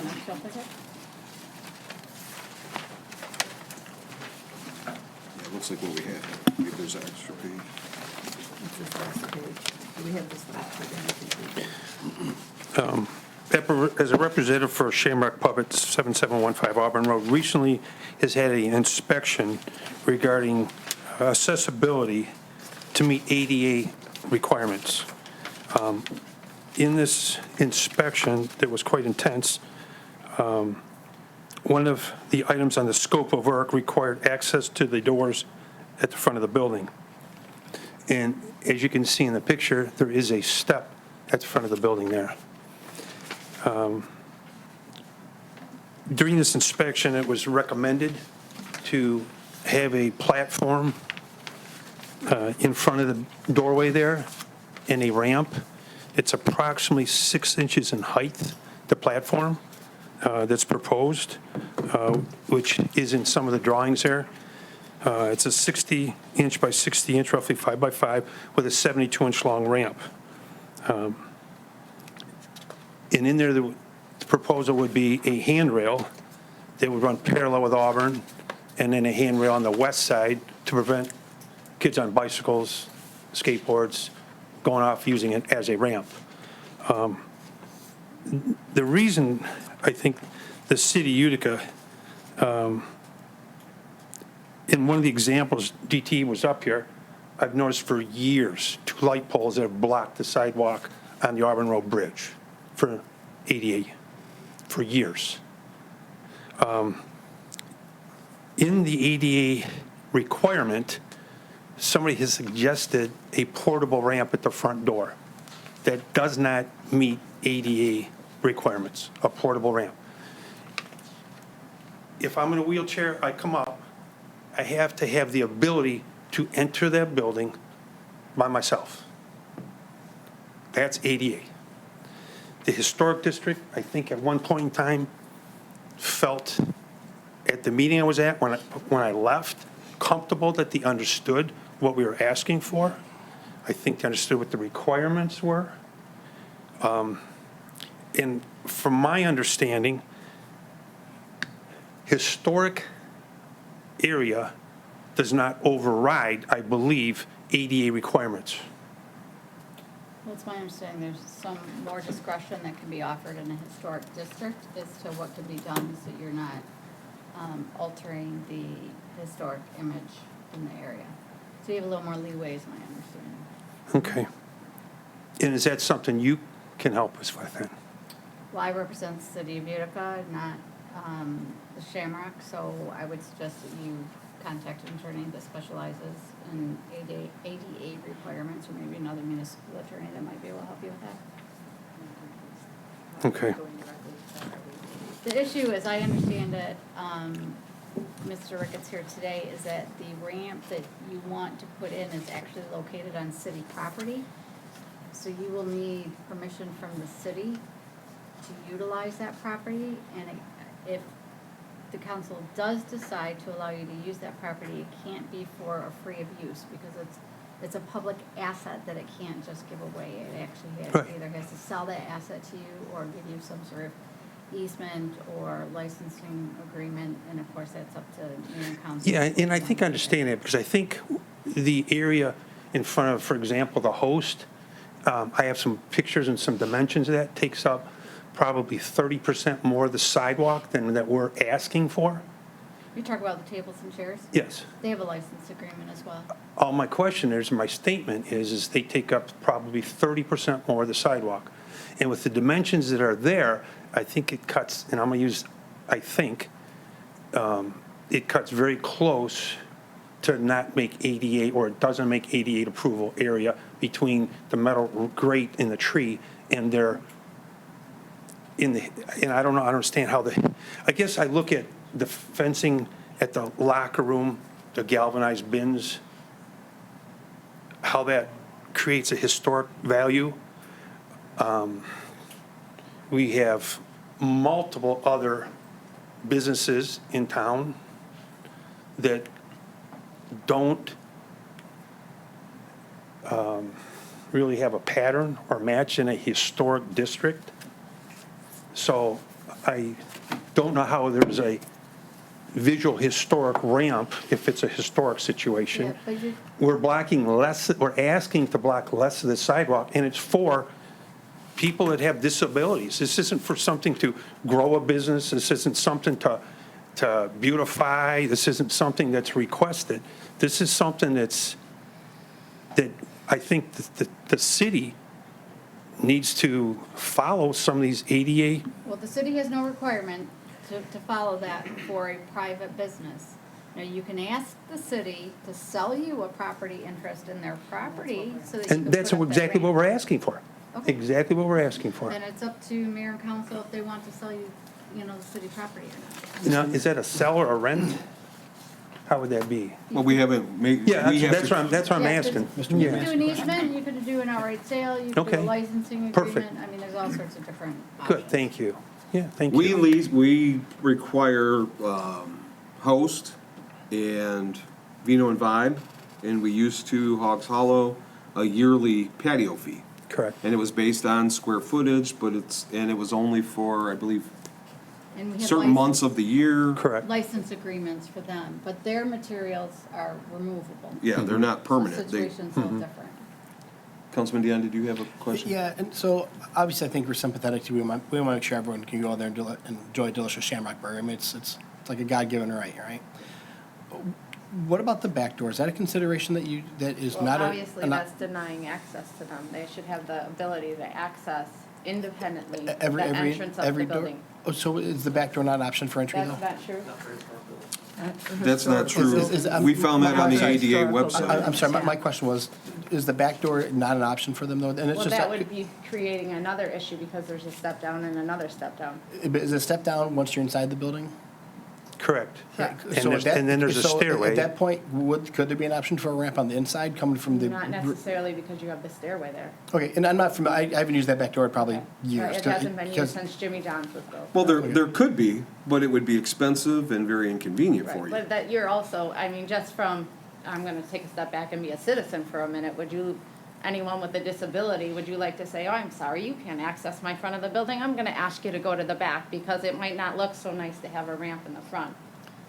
Yeah, and I was just But investigating. I'm just taking a step back and Yeah. saying that accessing it from the back of the building or from the parking lot just is not how we want to treat our customers or treat the citizens of Utica or anyone who travels here, right? Everybody wants to have the same type of access, and I understand there's historical perspectives and things like that too that we'd like to abide by, but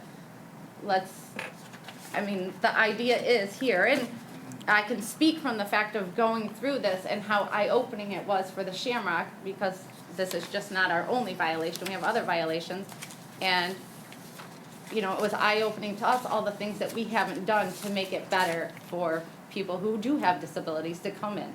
It's eye-opening and disheartening that we didn't consider or think about these things before, and now we're in a position that we've learned we're in violation, and we'd like to rectify and need to rectify to make sure that citizens can independently enter the Shamrock. We have not just disabilities with wheelchairs, we have people who use walkers, we have people who use canes, and that step is always an issue, it's always a difficulty. We did try to rectify by creating the ramp, but the problem is, you know, we don't have someone always standing at the door, so what are they doing? They're pounding on the door if they're by themselves and waiting for us to put out a ramp, and then watching as people are walking by. It is uncomfortable for them. You can understand and see why there are these ADA rules, because it's uncomfortable.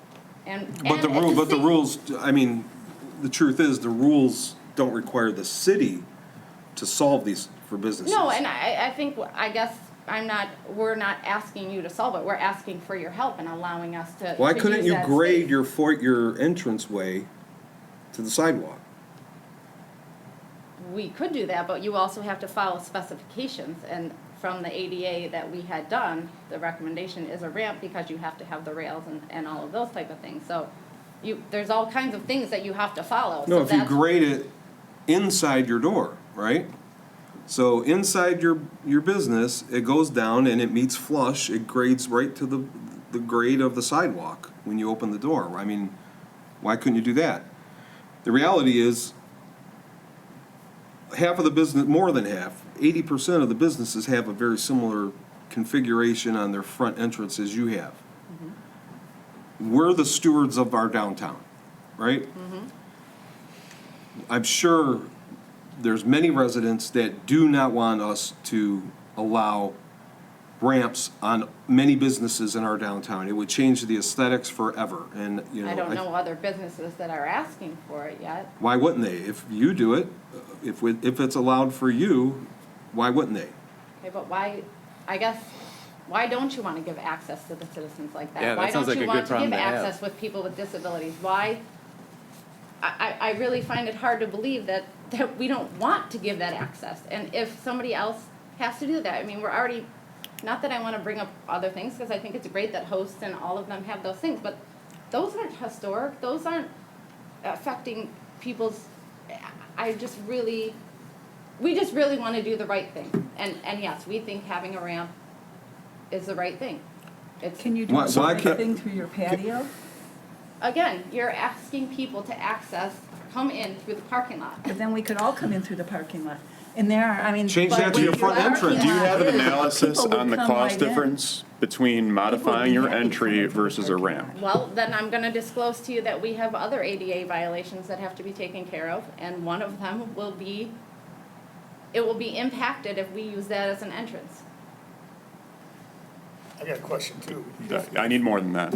For your entrance to be ADA, what about once you're inside and they want to go to the patio? We There's a are height allowed difference to there use also. the ramp at that point because we have established that we have a weight to be seated. You have a ramp for that? We It do says have a right on the ADA website, though, honest, we pulled it. It says, at least one accessible route from a site access point, like a parking lot, to an accessible entrance. It doesn't say it has to be your main entrance, your front entrance, your back. It says an accessible entrance. That's all it says. So it's not accurate to think that you have to make that your main entrance. There's other businesses in Utica that won't have that option because they only have one entrance and a back end, you know, and a. But you have. You three. have that. You have three. We have three. Well, you could in you're fact also- start using. You have a back door, a patio? Technically, the the back patio door is not again. an entrance, because when the LCC gave us our license and everything like that, back then they did have rules that you had to have the locked gate, because of the serving of the alcohol. Now, things have changed since COVID, we all know that. But again, that is, never has been treated as an entrance at the Shamrock. But it could be. I guess it could be, but again, from our perspective and how we want our customers to be treated, no, I do not want to ask somebody who's using a wheelchair and But say. we may not want to permanently change the face of our downtown. I mean, what you want is at I odds with completely what we understand, want. we're here asking. Right.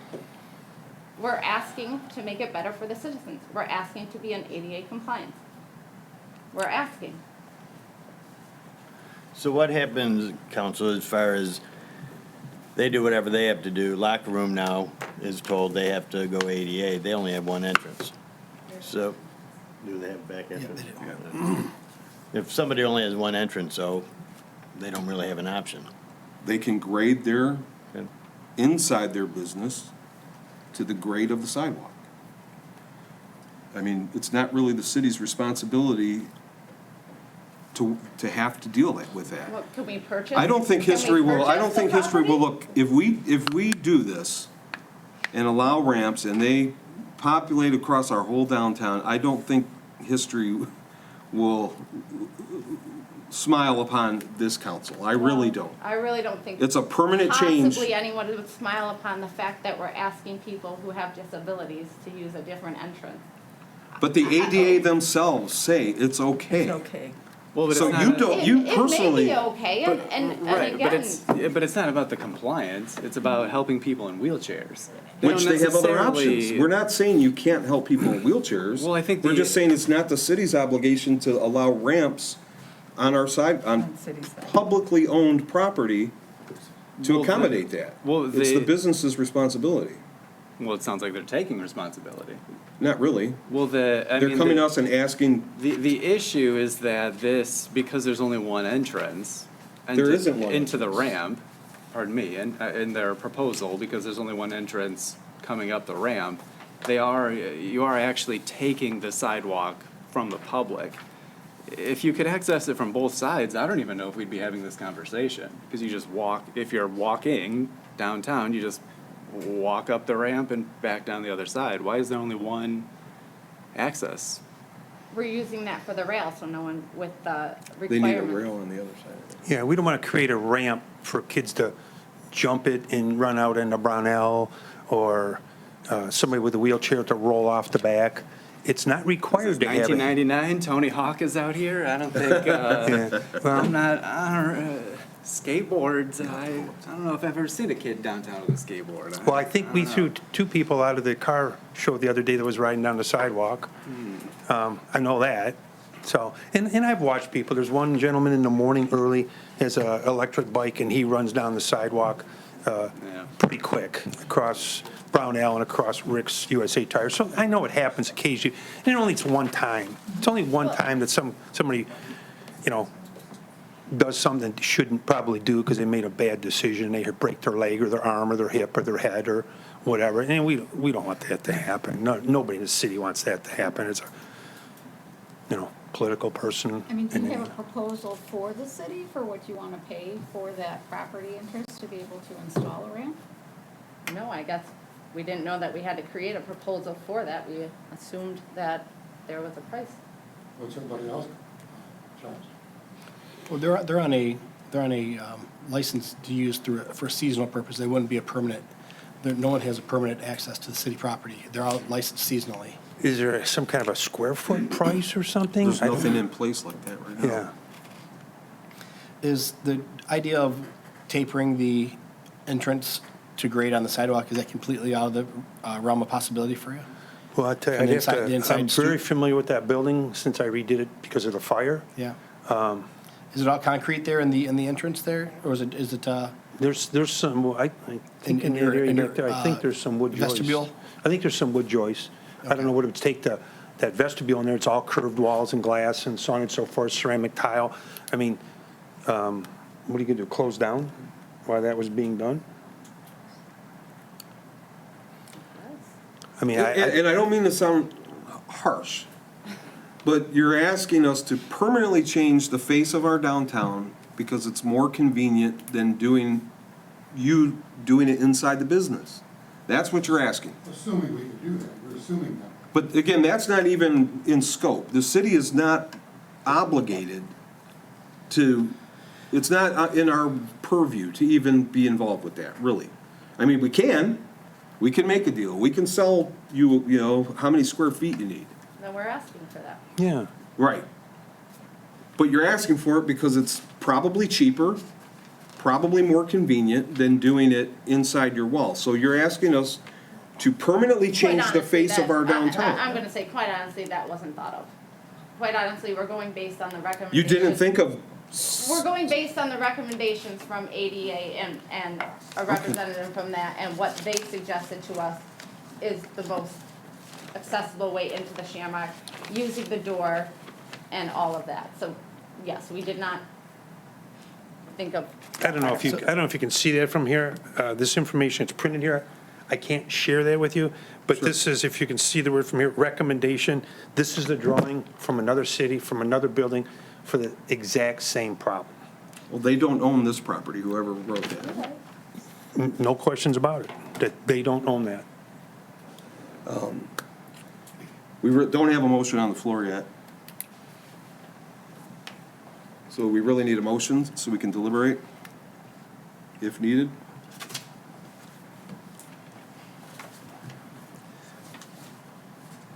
And one last thing, I don't know if it's going to help or not, but I happened to be there one day, just after this whole situation occurred, and there was a gentleman came up in a wheelchair, and he's a City of Detroit firefighter that had a wall collapse on him in, I think, 2010. 3 or 4 of them, it happened. He visited here with 2 Warren fire guys, one of them just retired. They were inside the building, and we were just talking about this in the Shamrock, and we see this guy come up with a wheelchair, and he's pounding on the door in the wheelchair. It was that gentleman that's paralyzed, that Detroit firefighter that came out here to eat with the 2 guys from Warren. So I took that opportunity to say, can I take a couple minutes? He goes, well, I got guys waiting inside for me. I said, can I just ask you your opinion? Can I ask you your opinion? Look at the building. I've been here time before. And I says, what is your suggestion how to get in here, as you being the person in the wheelchair, how to get into this facility? And I showed him the parking lot.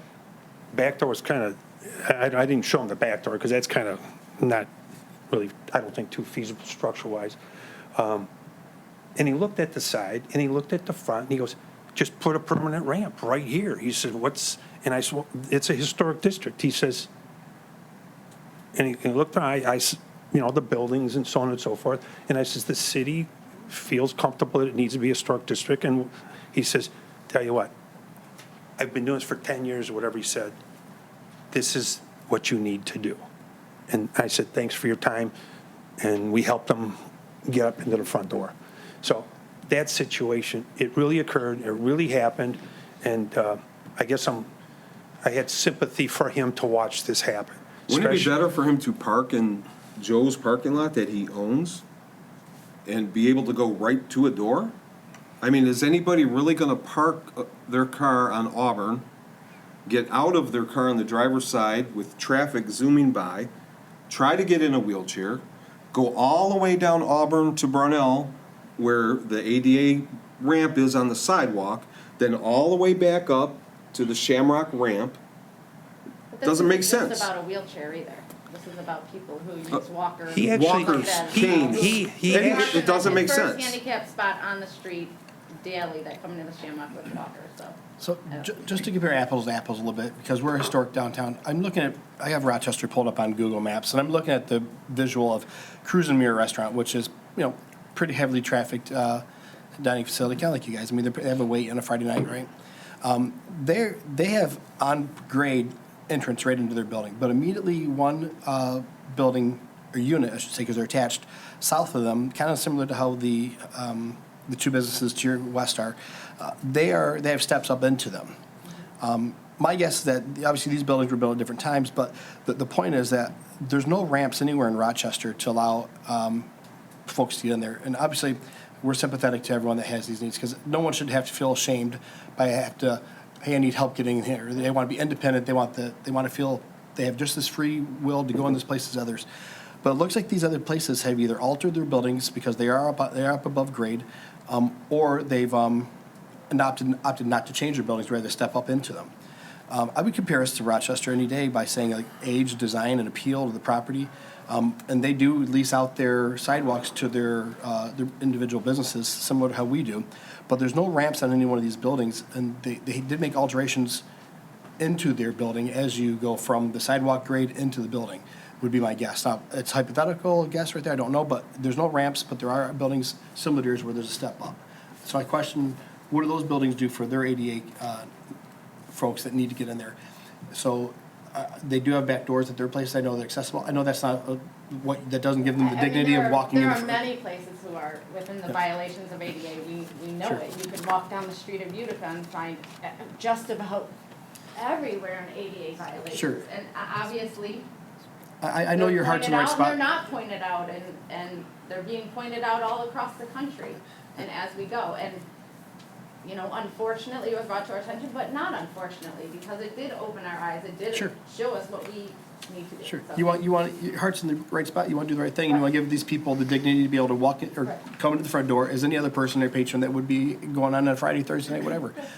I think that, again, my personal opinion, altering the stoop or the vestibule might be a consideration. Other considerations would be the back door or the side door, but I think the space, it's an uncommon request, and I think it does change the downtown dynamic, opens up the next chapter for folks that might want to do it too. We are trying to maintain that niche little downtown tree-lined street. I think that's, And that's great. it's just my opinion. And I'm just gonna give an opinion on, but nothing's uniform. Now, I mean, how do, and I understand it's leased out and it's summertime and things like that, but how is any of what Host or Vino and Vibes or Locker Room, where's the historic connection there? That even though I understand it's taken away in the winter and stuff like that, but I don't understand where historic came into allowing that to happen for a certain, I guess, only for a certain amount of time, because we are asking for permanent, but I just don't understand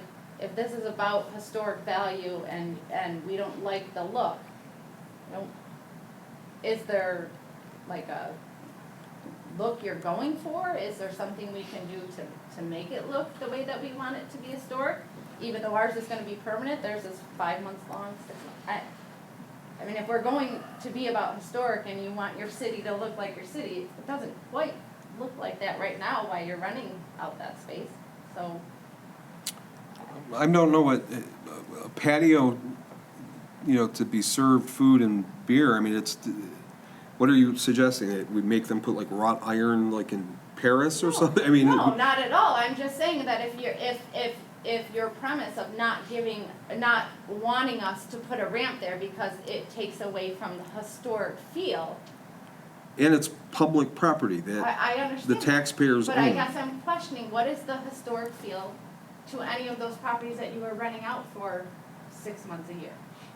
I guess where's there a thought process? I don't quite to see that? I think you're missing the point. The point is you're asking to put a ramp on city-owned public property. Yes, I understand that. So you should be making an offer as to what you want to pay for that property. Well, we're if willing it's to pay be for that property, but I guess we don't know. I guess if you'd like us to pay for that property, we will. If the. I mean, the city still doesn't have to sell So it we need to, either. are you telling me that we need to offer you an amount, a dollar No, amount? I don't want, I'm gonna be a no vote, I'll just make this easy on everybody. I am gonna vote no, I'm one of 7. Again, I do not wanna make permanent changes to the face of this city. 50 years from now, 100 years from now, we will be a laughingstock. People will say, who made this decision to just allow anything to be built? It's the business owner's responsibility to make their business accessible. It's not the city's responsibility to build ramps. That's just my belief. Sounds cold-hearted? I believe anyone should have access to your business, but I believe you should be the one, all the businesses should be responsible for making that access available. Not the taxpayers, not But you allow 3 businesses to make money. because it helps Off their of business. We don't have So it's to. not helping, how about help the citizens? I don't of think Utica? I don't think it's a good look to be arguing against the businesses that, you know, are your I'm neighbors. not arguing against them, I'm just saying. It sounds like it. Well, it's probably not a This good board- look for you to argue against people with disabilities. Yeah, I think we having need to get, we access. need to get a motion on the floor and deliberate. Let's do that. I don't think this is productive at this point. So I'll make a motion to deny 7715 Auburn Road to utilize the city sidewalk for installation of a ramp. Support. Motion by Calendino, support by Terenzi. Any discussion? The discussion is that we're giving you options of other things that you can do. It may not be exactly the way you wanted to do it, But yes, there are things that you can do. You can go through the patio. And my husband and I were there the other night, and we're looking around and we're like, well, yeah, you could do this and this and this. The back door, I can remember coming into the back door, you know, if people really want to get to your shop, they'll say, okay, that's fine, if that's where it is. But personally, I think the patio's kind of cool, because you say people don't want to come in to the parking lot, but of course they will. Because right now, they're parking way in the back and they're walking all the way to the front. If there's an entrance there, everyone will use it. And if you put a handicap spot right at the back door, do you have a space there, correct? I don't think anybody with a wheelchair can get through that alley No. because it's so torn up. Okay. I don't know who owns the alley. That alley's a mess. That's a good question. Any other But discussion from council? regardless, I just have one comment if I may. You know, you keep on talking about those 3 entrances to the Shamrock. There is not. There's one, front of the building. The other 2 places, yes, you can get in. As we talked about before, and now you said that. The LCC will not let us bring people in through there on the patio. That is not an option. And the back door has been locked for many, many years. 2 reasons. One, yes, we're lucky enough to have a lineup all the time in the middle of the night or something. What was happening, the back door was open. People would come through the back door, see that empty table, that would just like thought for the next person in line, sit down, and it would cause a whole bunch of ruckus. It's not an option. Because it's not convenient for your business. So you're trying to transfer that inconvenience to the taxpayers. Do you see? And the other reason we don't have the back door open is for safety. There's a lot of women who work at the Shamrock, and a lot of times only women work at the Shamrock. You have that damn back door open. That is a safety hazard. Everybody that works there, they can go right downstairs, wait 2 hours down there, and when we go down there and put all our cash and whatever else it is, they can be hit over the head because they won't be seen. Because we're always busy, and you can't just monitor the door. That's the major reason. It's not an option for the Shamrock. It's not an option. You have to come through the front door for safety reasons and for all the other things we've done. Understood. Any further deliberation? Madam Clerk, roll call vote, please. Torenzi? Yes. O'Donnell? No. Deanne? I apologize, I need to hear the motion again. Motion To deny. request for. Yes. Backus? Yes. Weaver? Yes. DeVrent? Yes. Mayor Calendino? Yes. Motion's denied. Thank you for your time. Thanks for coming out tonight. You betcha. There is a nonprofit in Troy called the Disability Network of Eastern Michigan that assess businesses and assessing what their options are. We already had an extensive licensed ADA company come out and do the building from top to bottom. That drawing I showed you that said recommendation, that was a recommendation. So, that's okay. This is a nonprofit that do it for free. Thank you. All right, next on the agenda is clothing donation bin storage refund request. Hi, my name is Ali, Green Recycling. I'm not here to have a heated argument like earlier before. You guys came to a conclusion to have an ordinance in place due to whatever reason they got going on. We try to be very good about it. We have a 24-hour surveillance. My driver lives in Shelby Township. He does pass by here to go to warehouse every morning. It was one incident that somebody from the city took a picture beforehand. It was a Friday, July 3rd, 4th, I believe, and my driver was already on the way to service that area. For whatever, and I'm going to be honest, you guys gave us ample amount of time to get into, basically have everything pulled out to get the permit in place. Due to kind of legality with the organizations we're working with or the nonprofit, they just took a long time to sign.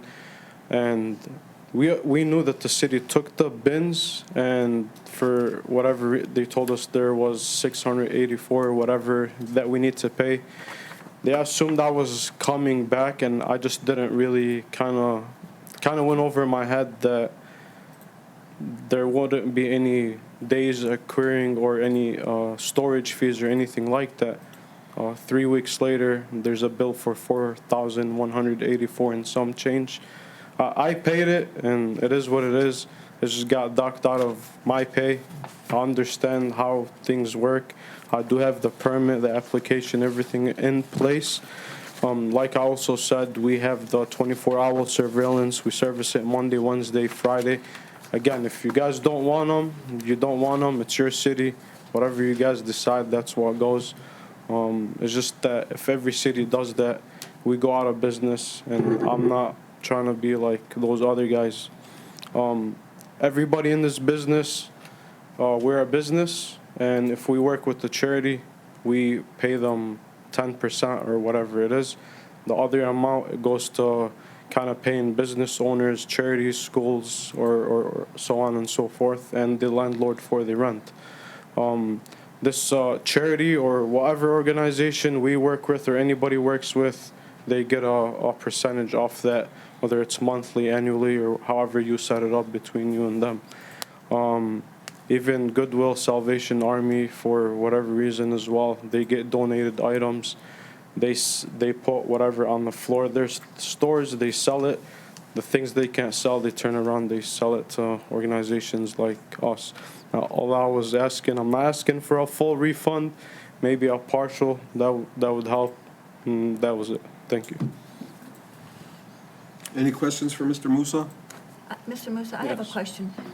Did you have a license at the time that all this was? Yes, ma'am, I did. You did? Yes, I did, and. No, he did not. Not in the city of Utica, you did. You mean a license, a permit, or A a permit, license I'm with the property owner? He did not have. Oh, no, You with the license, I thought you were talking about like a license agreement with the owner. We did have that, but a permit The permit with from the us, I'm city, sorry, I said the no. wrong word. It was the first time when you guys came We up had with just the started ordinance. So you had been up without a Yes. permit? 5 of them, I think. Five bins Yes, up we. without permits? Yes, correct. But they are all, approved through the property owner. It came out, the ordinance, we knew after a couple or few weeks. You were notified though, well in advance. Yeah, You make we it were. sound like it was a surprise. No, I'm not saying that I wasn't notified. We You were even notified. said that, how many notices did Mr. Musa receive? That he had to move the bins? All of the donation bin property owners and the businesses of the donation bins received a notice at the end of April when the ordinance went into effect. And when did they pull his bins? July. May, June, July. No, I'm with you. I totally understand. We just thought this organization was gonna sign right then and there when they took them and they. So told- meanwhile, you just thought it was okay to disobey the rules of the city? Because you were hoping to get a not 501c3 that you give a little small percentage of, you thought, okay, well, that's gonna happen, so I'll just let the city stay garbage, these bins that are not licensed. I'll just hope they won't catch me. I mean, is that what you were doing? No, it's not me. Somebody on top of my head. Okay. But then Any more again- questions for Mr. Musa? No, that was my only question. All right, I can't read this AIS, but we would be looking for a motion to either deny or grant his request for a refund. Mr. Mayor, For I'm partial sorry, he's refund. asking for a refund of $3,000. He said he was asking for a full refund. No, I said partial. I never said full. No, he said I would like full. No, I said I wouldn't like a full refund, but maybe a partial. So is give us fine. the specifics, sir. What are you asking for? I don't know if you can just, $2,000, $1,000 back. Give us a number. What are you asking for tonight? $2,000 A back. $2,000 leniency on what you've already paid? Yes, that's all. Okay, so we would be looking for a motion to either approve or deny a $2,000 refund to Mr. Musa for the fines he paid. Mr. Mayor, I'll make a motion to approve the refund just for the purpose of getting into discussion. Okay, thank you. Motion by Dion, Support. support by Weaver, and we're open for discussion. So when he was issued the amount due for the penalty, the $4,000, how long did it take him to pay that? Next day or same day, or We contacted him on Thursday. I came Monday or Tuesday, yeah. So I did charge him for that additional 4 days that he. Okay. That's my only question. Was it $4,000? It was, Fees for removal and storage. well, most of it was storage. Most of it was storage. The total storage fee was $3,375. Where were they stored? But the bins were there illegally. Okay. The bins were there illegally. Yeah. The bin, if I may speak, Mayor, the bins were put in place. They did not even check with the city if we had any kind of ordinance or anything. That's what happens with a lot of these bins that we've had problems with. They That's a just good pop point. up. Even, we didn't have an ordinance probably when you installed those, but no one from your company mean- even asked. I understand, but you don't know what you don't know. Like, if there is no ordinance, I mean, that's why now you put it into Well, place. the other and- gentleman that Yes. we had the heated Yes, discussion yes, with, yes. at least he thought to ask, right? He did ask if we had an And ordinance. it's the other case too, I'm sure you do business in other cities where there is an ordinance in place.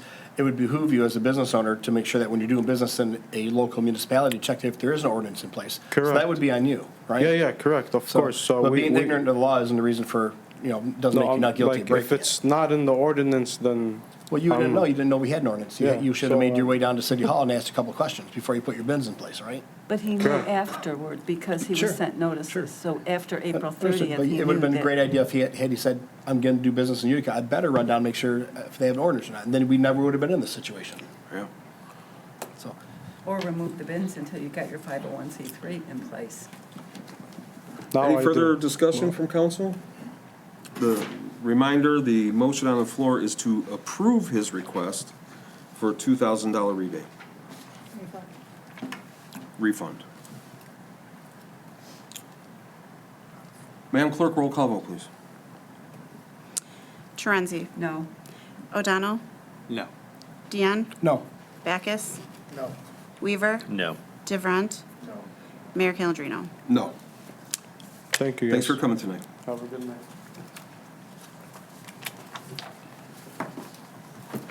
All right, next on the agenda is the building administrator position. Talking with Jerry, our building administrator, John Dropchuk, has expressed interest in expanding his responsibilities in the office to include code enforcement activities. We sometimes experience a bottleneck because Jerry has worked very hard, and if he's not around, if he has training, if he's deer hunting, we need someone that can provide that backup. I'm proposing increasing the building administrator's responsibilities and increasing his wage by $100 per month. If approved, a budget amendment request will be made at a future council meeting. So I would be looking for a motion to approve expanding the building administrator's responsibilities and increasing his wage by $100 per month. So, support. Motion by Terenzi, support by Dion. Any discussion from council? No, John does a wonderful job. Madam Clerk, a roll call vote, please. Mayor, can I interject here? A moment? Okay, so read what you had said that you wanted John's responsibilities to be. To sign, write or sign citations. Okay, so as far as the code enforcement stuff, going out on the road and stuff, there's not, I thought that's what you just said. No, I think he has to be a partial code enforcement, because he can't sign a ticket if he's not been out there investigating. That was my point. Yeah. Okay, so unless you're giving him the authority to go out there and do that. Well, we'll work on this internally. I don't know if this is something that we need to discuss here. That's more of an administrative thing that we'll handle. But, okay, but I'm just, she said, for him, in order for him to sign the ticket, he has to be able to go out and write the violations. Am I right? Is that what you just said? That's where I got confused at. So we talked, he was just gonna sign tickets if I'm not around. But in order for him to sign that ticket, according to what the attorney said, he has to go out and do the inspection. When you and I talked about this the other day, why was this not brought No, up? that, it was brought up because we talked about it and and I said, Okay, we got a vote on the floor. Okay. You and I will talk about this administratively and work out the details. I mean, it's not really something that, for open meeting to talk about how you're gonna run your department. Okay, Okay? that's fine. All right, where were we on this? Torenzi and Deanne? Any further discussion? No. Madam Clerk, roll call vote, please. Torenzi? Yes. O'Donnell? Yes. Deanne? Yes. Backus? Yes. Weaver? Yes. DeVrent? Yes. Mayor Calendino? Yes, motion carries. Thank you, everybody. All right. Next is department reports. We had a very successful gasoline alley car show over the weekend.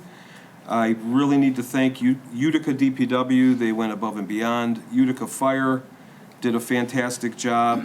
Rick over at USA Tire specifically called out Assistant Chief Plant. He said he was there all day and just made sure things were going smoothly. And of course, Utica Police did a phenomenal job as well. Rick from USA Tire asked me to personally thank Councilman Weaver, Councilman Backus, and Councilman DeVrent for all their hard work, and to Councilwoman Terenzi and her involvement with the entire Utica Lions crew, who did a great job. And then I would like to thank USA Tire and Rick and his crew, and of course the Utica Lions. So, very successful event. I honestly think that we had the most spectators ever. I never saw so many like families walking around, you know. The cars, I think we were probably, I don't know if we beat the record. We had a lot of great cars. I think there was more this year. More cars as well. Every year it gets better. But I was really surprised at how many families and spectators. It wasn't just all the car guys walking around. Yes. Big turnout. Does anyone else from council have anything to report tonight? No, I just want to say that the Lions did it very well, so thank you to everyone who came by our tent and bought food. I cooked like 150 bratwursts. They told me they sold out at breakfast at like We sold out of breakfast. 9 o'clock or something Yeah. like that. Yeah. All right, nothing from planning tonight. Nothing, oh, we do have an item, Tom Agrusa. We have a tax tribunal issue that we'll have a closed session for and have to come back and vote at that time. Mr. Hicks, building, anything to report tonight? Library director is not present. Chief Wilsack. I do have an update, if I For the- oh, could. absolutely, for If I library. could do for the library. Really quick, just two quick things. Summer reading program wrapped up and was a huge success. 100 kids signed up, 35 completed it. So that's not just, people who signed up, but kids who went from A to Z all the way to the end was 35, which is actually fantastic.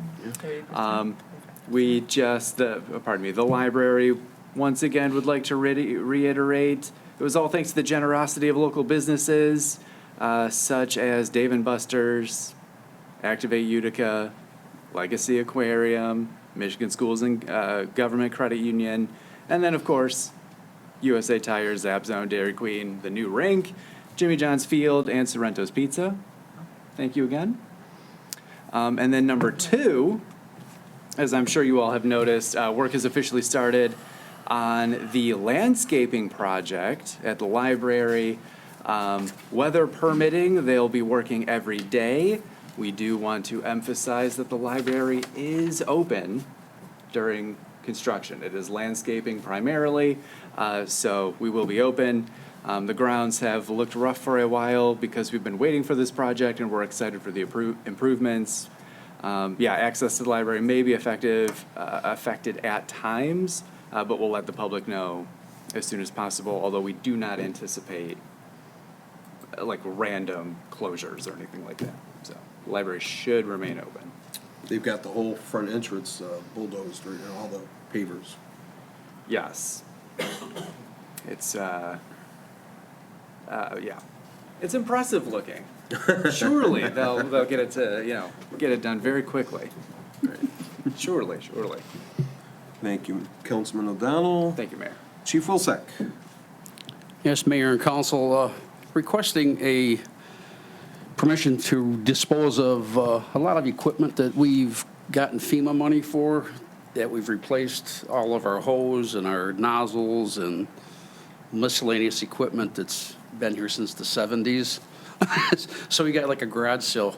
Our garage is just loaded with equipment sitting around, and would like to have the permission to either sell it if we can and itemize what we do sell and dispose of what we can't sell or scrap it. And you would itemize that as well? Yes.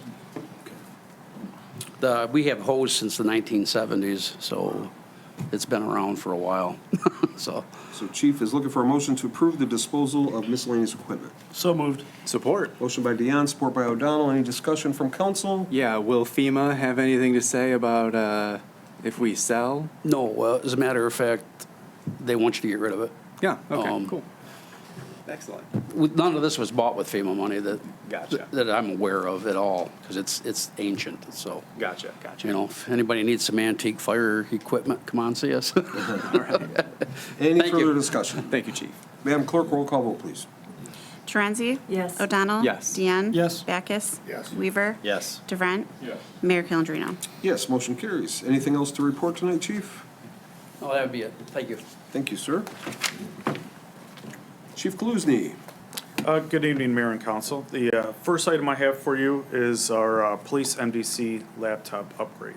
And what these are portable computers that are in the patrol cars that the officers use on a daily basis. We're advised that one of our computers is not Windows 11 compliant. Our report management system, Clemis, is requiring that they be Windows 11 compliant by September of 2025. This was an anticipated expense that I had put in the budget. The quote comes from Dell through the My Deals discount. So the computer is spec'd out exactly how Clemis wants the computers to be through Dell, and it's the state bid price. So there is no going outside of the bids. So I'd be looking to request a motion to purchase one Dell Pro Rugged 14 laptop from Dell for a total price not to exceed $2,400 from Office Equipment GL 101-301-980-000. So moved. Support. Motion by DeVrent, support by Torenzi. Any discussion? Madam Clerk, roll call vote, please. Torenzi? Yes. O'Donnell? Yes. Deanne? Yes. Backus? Yes. Weaver? Yes. DeVrent? Yes. Mayor Calendino? Yes, motion carries. All right, thank you for that. Next item I have is some contract language amendment to our sergeant promotion procedure. Currently in our collective bargaining agreement, it states that a patrol officer needs to have 5 years of officer time before they are eligible to take the promotion exam. We have a very young department, and we have a very small pool of candidates. One just took the last sergeant's promotion exam. So what I'm looking for is to increase the pool candidacy. So what that would require is modifying the language in the collective bargaining agreement to give credit to members of the department who served in other roles, specifically dispatch. We have a good amount of officers who were dispatchers prior to and then became police officers. So we're trying to kind of reward their dedication to the city in that role and also the expertise and the knowledge that they have. So this language would in essence give them 2 years to meet that 5-year requirement to be eligible to test for sergeant. So they would need 3 years as an officer, and then we're granting 2 additional years. The second page in your packet there is proposed language. I had submitted that to city attorney and also the mayor. This proposed language was also presented to the union. The union cast a vote, and they approved the modified language here. So I'd be looking to request a motion to approve the proposed CBA language as submitted, and that's a change to section 3.5 subsection A. And then we would include this into the final collective bargaining agreement that has already been approved by council. We're just gonna insert that language and then get the signatures from there. So moved. Motion by DeVrent, Support. support by Weaver. Any discussion? Madam Clerk, roll call vote, please. Torenzi? Yes. O'Donnell? Yes. Deanne? Yes. Backus? Yes. Weaver? Yes. DeVrent? Yes. Mayor Calendino? Yes, motion carries. All right, thank you for that. Last item I have is the MCOLS training grant, and this is a TASER 10 purchase. Back in November of 2024, I brought to council a MCOLS training grant that I received for the TASER VR system. The initial plan with that system was to piggyback on the bundled purchase of the TASER 10. So I had submitted the proposal to the state to get this training money based on the bundled purchase of the TASER 10 that we were hoping to get grant funding. Unfortunately, the grant funds didn't materialize as we had hoped to purchase the TASER 10. I was able to contact the state and kind of modify the grant so we didn't lose the grant funds. There's about $19,000 here of grant funds. To modify it to where we're able to purchase the TASER 10 to get that bundled price and still be in compliance with the state grant and not lose on that money. The cost, the additional cost for the purchase of the TASER 10 would be coming from our liquor controlled fund. This fund is specific that the police department receives in order to further liquor enforcement, officers on the road, safety on the road, and tasers really play a paramount role when they're dealing in alcohol-related instances, because there are a number of alcohol-induced people who possibly start fighting with our officers when they start arresting them. So the tasers are really a crucial role, and I believe the mayor had sent a video out to council of one of our officers who was dealing with somebody where the taser failed on them on a couple of occasions. So our equipment is outdated, it's past its warranty, and it's really a great time to get in and not lose the MCOL's training fund money that we have to be able to at least temporarily upgrade to the TASER 10. So this would only purchase 4 tasers. We really need about 10 to be for mission, but hoping to get some funds down the road to cover the rest of the purchase here. So I'd be requesting a motion to approve the purchase of 4 TASER 10s and the TASER VR system from Axon for price not to exceed $31,000. So moved. Motion by Terenzi. Support by DeVrent. Any discussion from council? Madam Clerk, roll call vote. Terenzi? Yes. O'Donnell? Yes. Deanne? Yes. Backus? Yes. Weaver? Yes. DeVrent? Yes. Mayor Calendino? Yes, motion carries. Next motion I have is to request a budget amendment to Police Department fiscal year 26 revenue, other state grants. That's 101-301-569-000-25 MJTF, and the expenditure equipment purchase 101-301-981-000-25 MJTG by $19,000. So moved. Motion by Terenzi.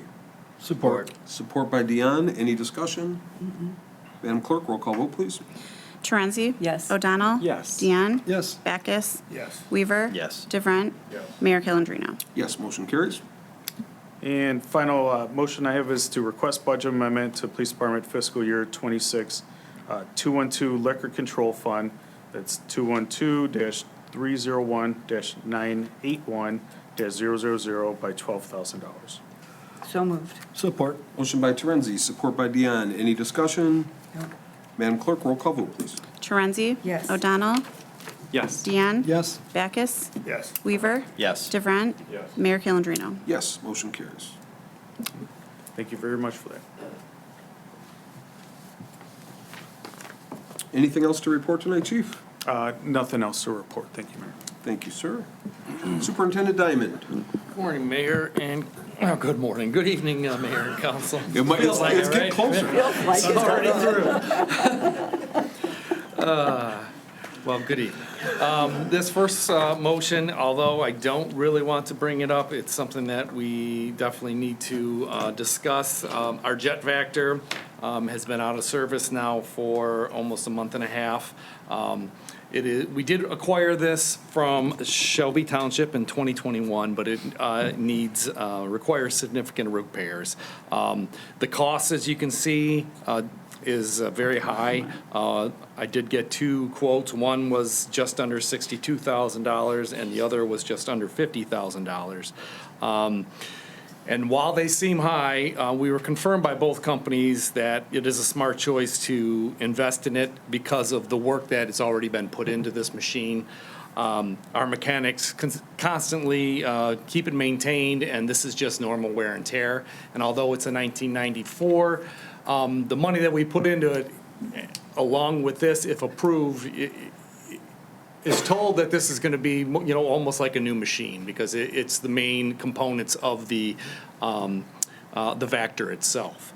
And looking at possibly purchasing even used, or obviously new, is not feasible at this time. The mayor and I have talked about looking into grants moving forward, but in order to get us back into working conditions, knock on wood, we haven't had any emergencies with it, and thankfully Shelby Township has helped us out with cleaning Heritage Park, so we've been able to do what we've needed to do, but there's a lot of things in town that requires this equipment that we need to get working on right now.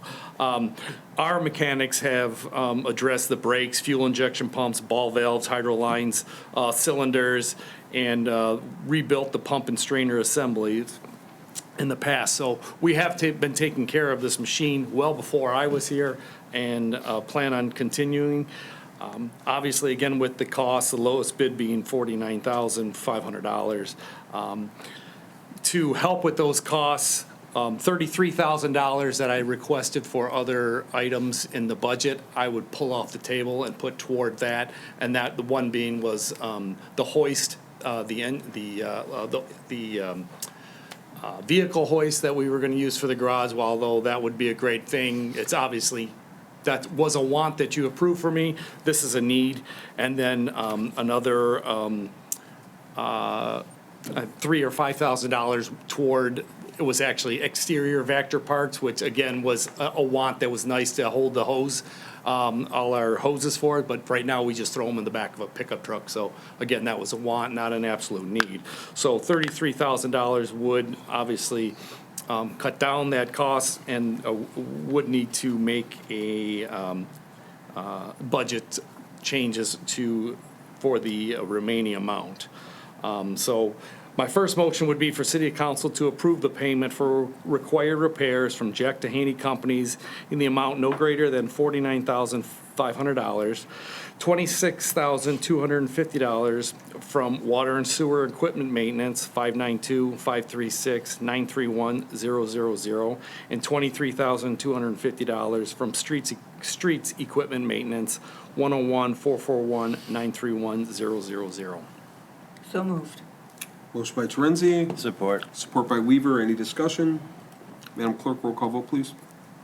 Torenzi? Yes. O'Donnell? Yes. Deanne? Yes. Backus? Yes. Weaver? Yes. DeVrent?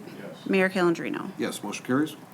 Thank you very much. The second motion to go along with this is to reallocate $15,000 each from streets and water and sewer equipment purchases, GLs 101-441-981-000 and 592-536-981-000 to streets and water sewer equipment maintenance, 101-441-931-000 and 592-536-931-000. So moved. Motion by Terenzi. Support by DeVrent. Any discussion? Madam Clerk, roll call vote. Torenzi? Yes. O'Donnell? Yes. Deanne? Yes. Backus? Yes. Weaver? Yes. DeVrent? Yes. Mayor Calendino? Yes, motion carries. So that 30,000 was the one for the lift.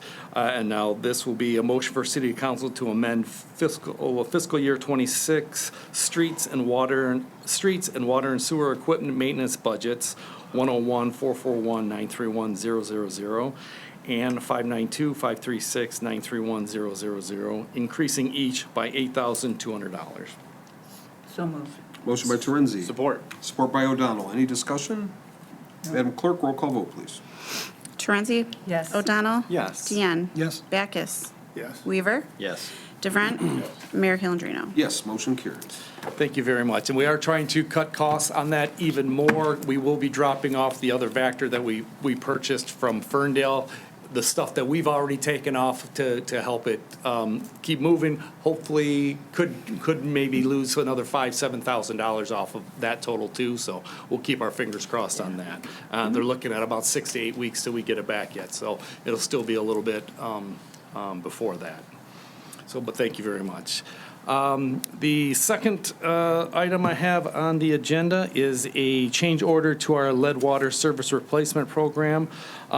During our contract talks, it was missed by myself, by HRC, and through D'Angelo Brothers about the unit price adjustment for the MDOT approved non-reinforced concrete roadway and driveway sidewalk aggregate.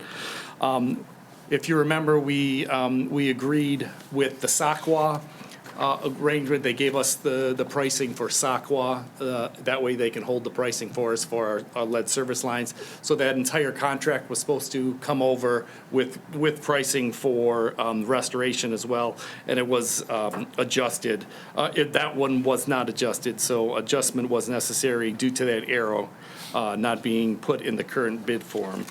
So I'm looking for a motion for City Council to approve change order 1, reflecting the price adjustment for MDOT approved non-reinforced concrete, line items 81 and 82 in the contract, from the lead water service line replacement program contract with D'Angelo Brothers.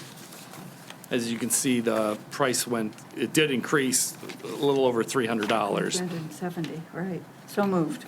Motion by Terenzi, support by DeVrent. Any discussion from council?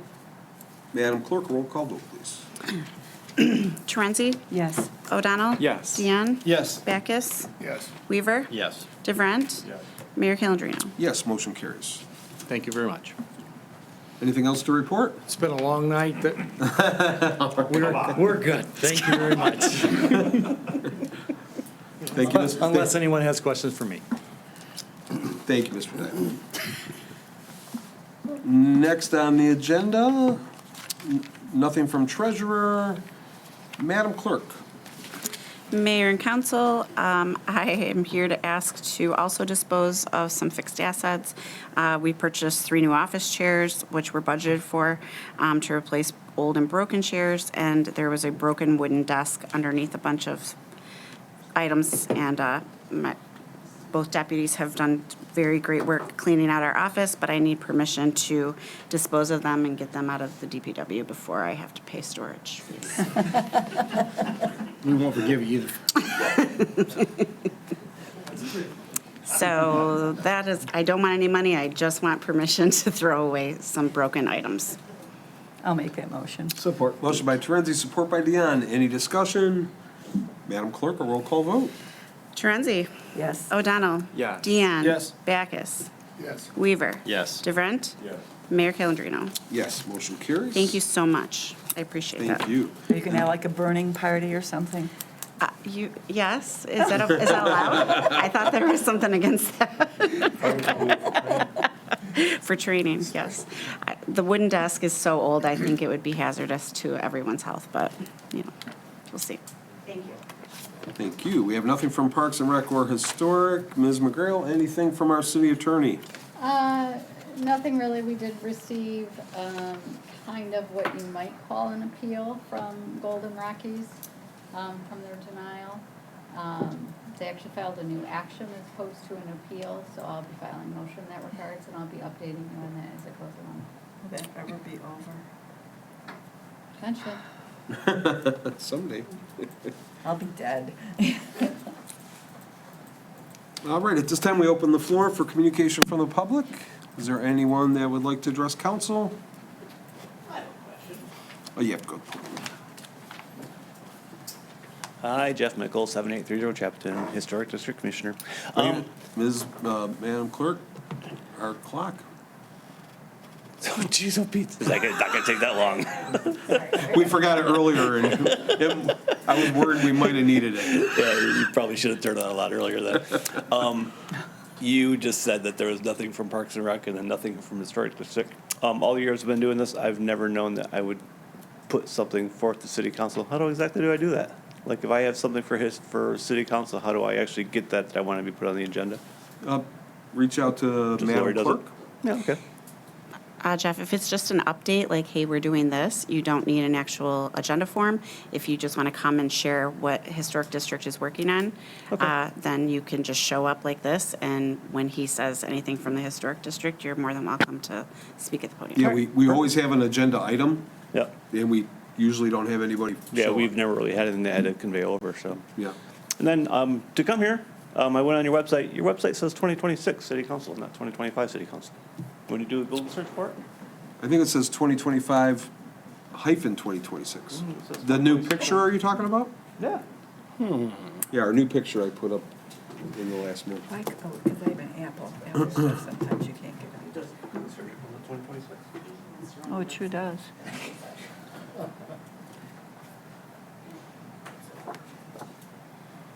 No, Appreciate your comments. I can't control that, but look at what the picture says. Oh, yeah, the picture's fine, yeah, it's just the leader page. Yeah, I don't know what that is. No, I appreciate your comments about the Shamrock because, and I'm still on the fence with it. I don't, Maybe you should go, But I you should. appreciate, My time's running, See, I said we should have put the clock on. From a historic standpoint, we don't want to stand in the way of any business becoming ADA compliant. My dad's affected by this. Obviously, as you get older, I'll be affected by it one day. We probably all will, hope, God willing. We don't want to get in their way of becoming ADA compliant. We've got concerns of just slapping our big ramp on the front of all these buildings, because there's a lot of them that are, the UAW building, I think, is like 2 marble steps right up. It's horrible. It's not really public accessible, but I assume it's got to be made that way eventually, right? We don't care if they put a ramp in front of it. We just think it's going to look like crap. My girlfriend was like, we went to Shamrock's 2 Fridays ago and just did a real quick pub crawl and just watched all the businesses to see which ones were, how bad they were. And she was like, "God, you're just going to put a ramp on it? It's going to look like poop." So, I mean, I don't want to stand in the way of them becoming ADA compliant and keeping people out of their business. I think they've got options, luckily, that doesn't necessarily involve going right to the front of their building. The options aren't great. The back doors are bad access. You got to walk in and drop down and turn 90 degrees and drop down and turn 90 degrees. The back door and what the alleyway looks like. I don't know. Do we ever figure out who owns the alleyway? The city. The city? Yeah. So, I mean, the back door is not a great option for them. I don't understand their safety standpoint from a customer standpoint, saying someone can walk in the back door and then, sneak into the basement to apprehend somebody later on down the road. I could do the same thing, walk into the bathroom. I could run downstairs and just hang out there for 2 or 3 hours and, break in their vault, whatever the case may be. Yeah, I don't want to, I don't think the historic committee wants to get in the way of any of these businesses becoming compliant. Maybe try and find a more elegant solution is what we're looking for, and I think that's kind of where you're at as well, so. 100%. That's all I had. Thank you. thank you. All right, at this point, in a minute, we're going to make a motion to go into closed session. When we come back, the only things that we will be doing is voting as necessary on the closed session item, and then voting to adjourn. So everyone's welcome to stick around or leave. Again, the only thing that's going to happen when we come back is voting on the closed session item and voting to adjourn. So I need a vote. Mr. Mayor, I'll make a motion to adjourn the current meeting into, A closed session for the purpose of discussing. that's what I was gonna say. She's got it. Support. Motion by Dion, support by O'Donnell. Any discussion? Madam Clerk, roll call vote, please. Torenzi? Yes. O'Donnell? Yes. Deanne? Yes. Backus? Yes. Weaver? Yes. DeVrent? Mayor Calendino? Yes, motion carries.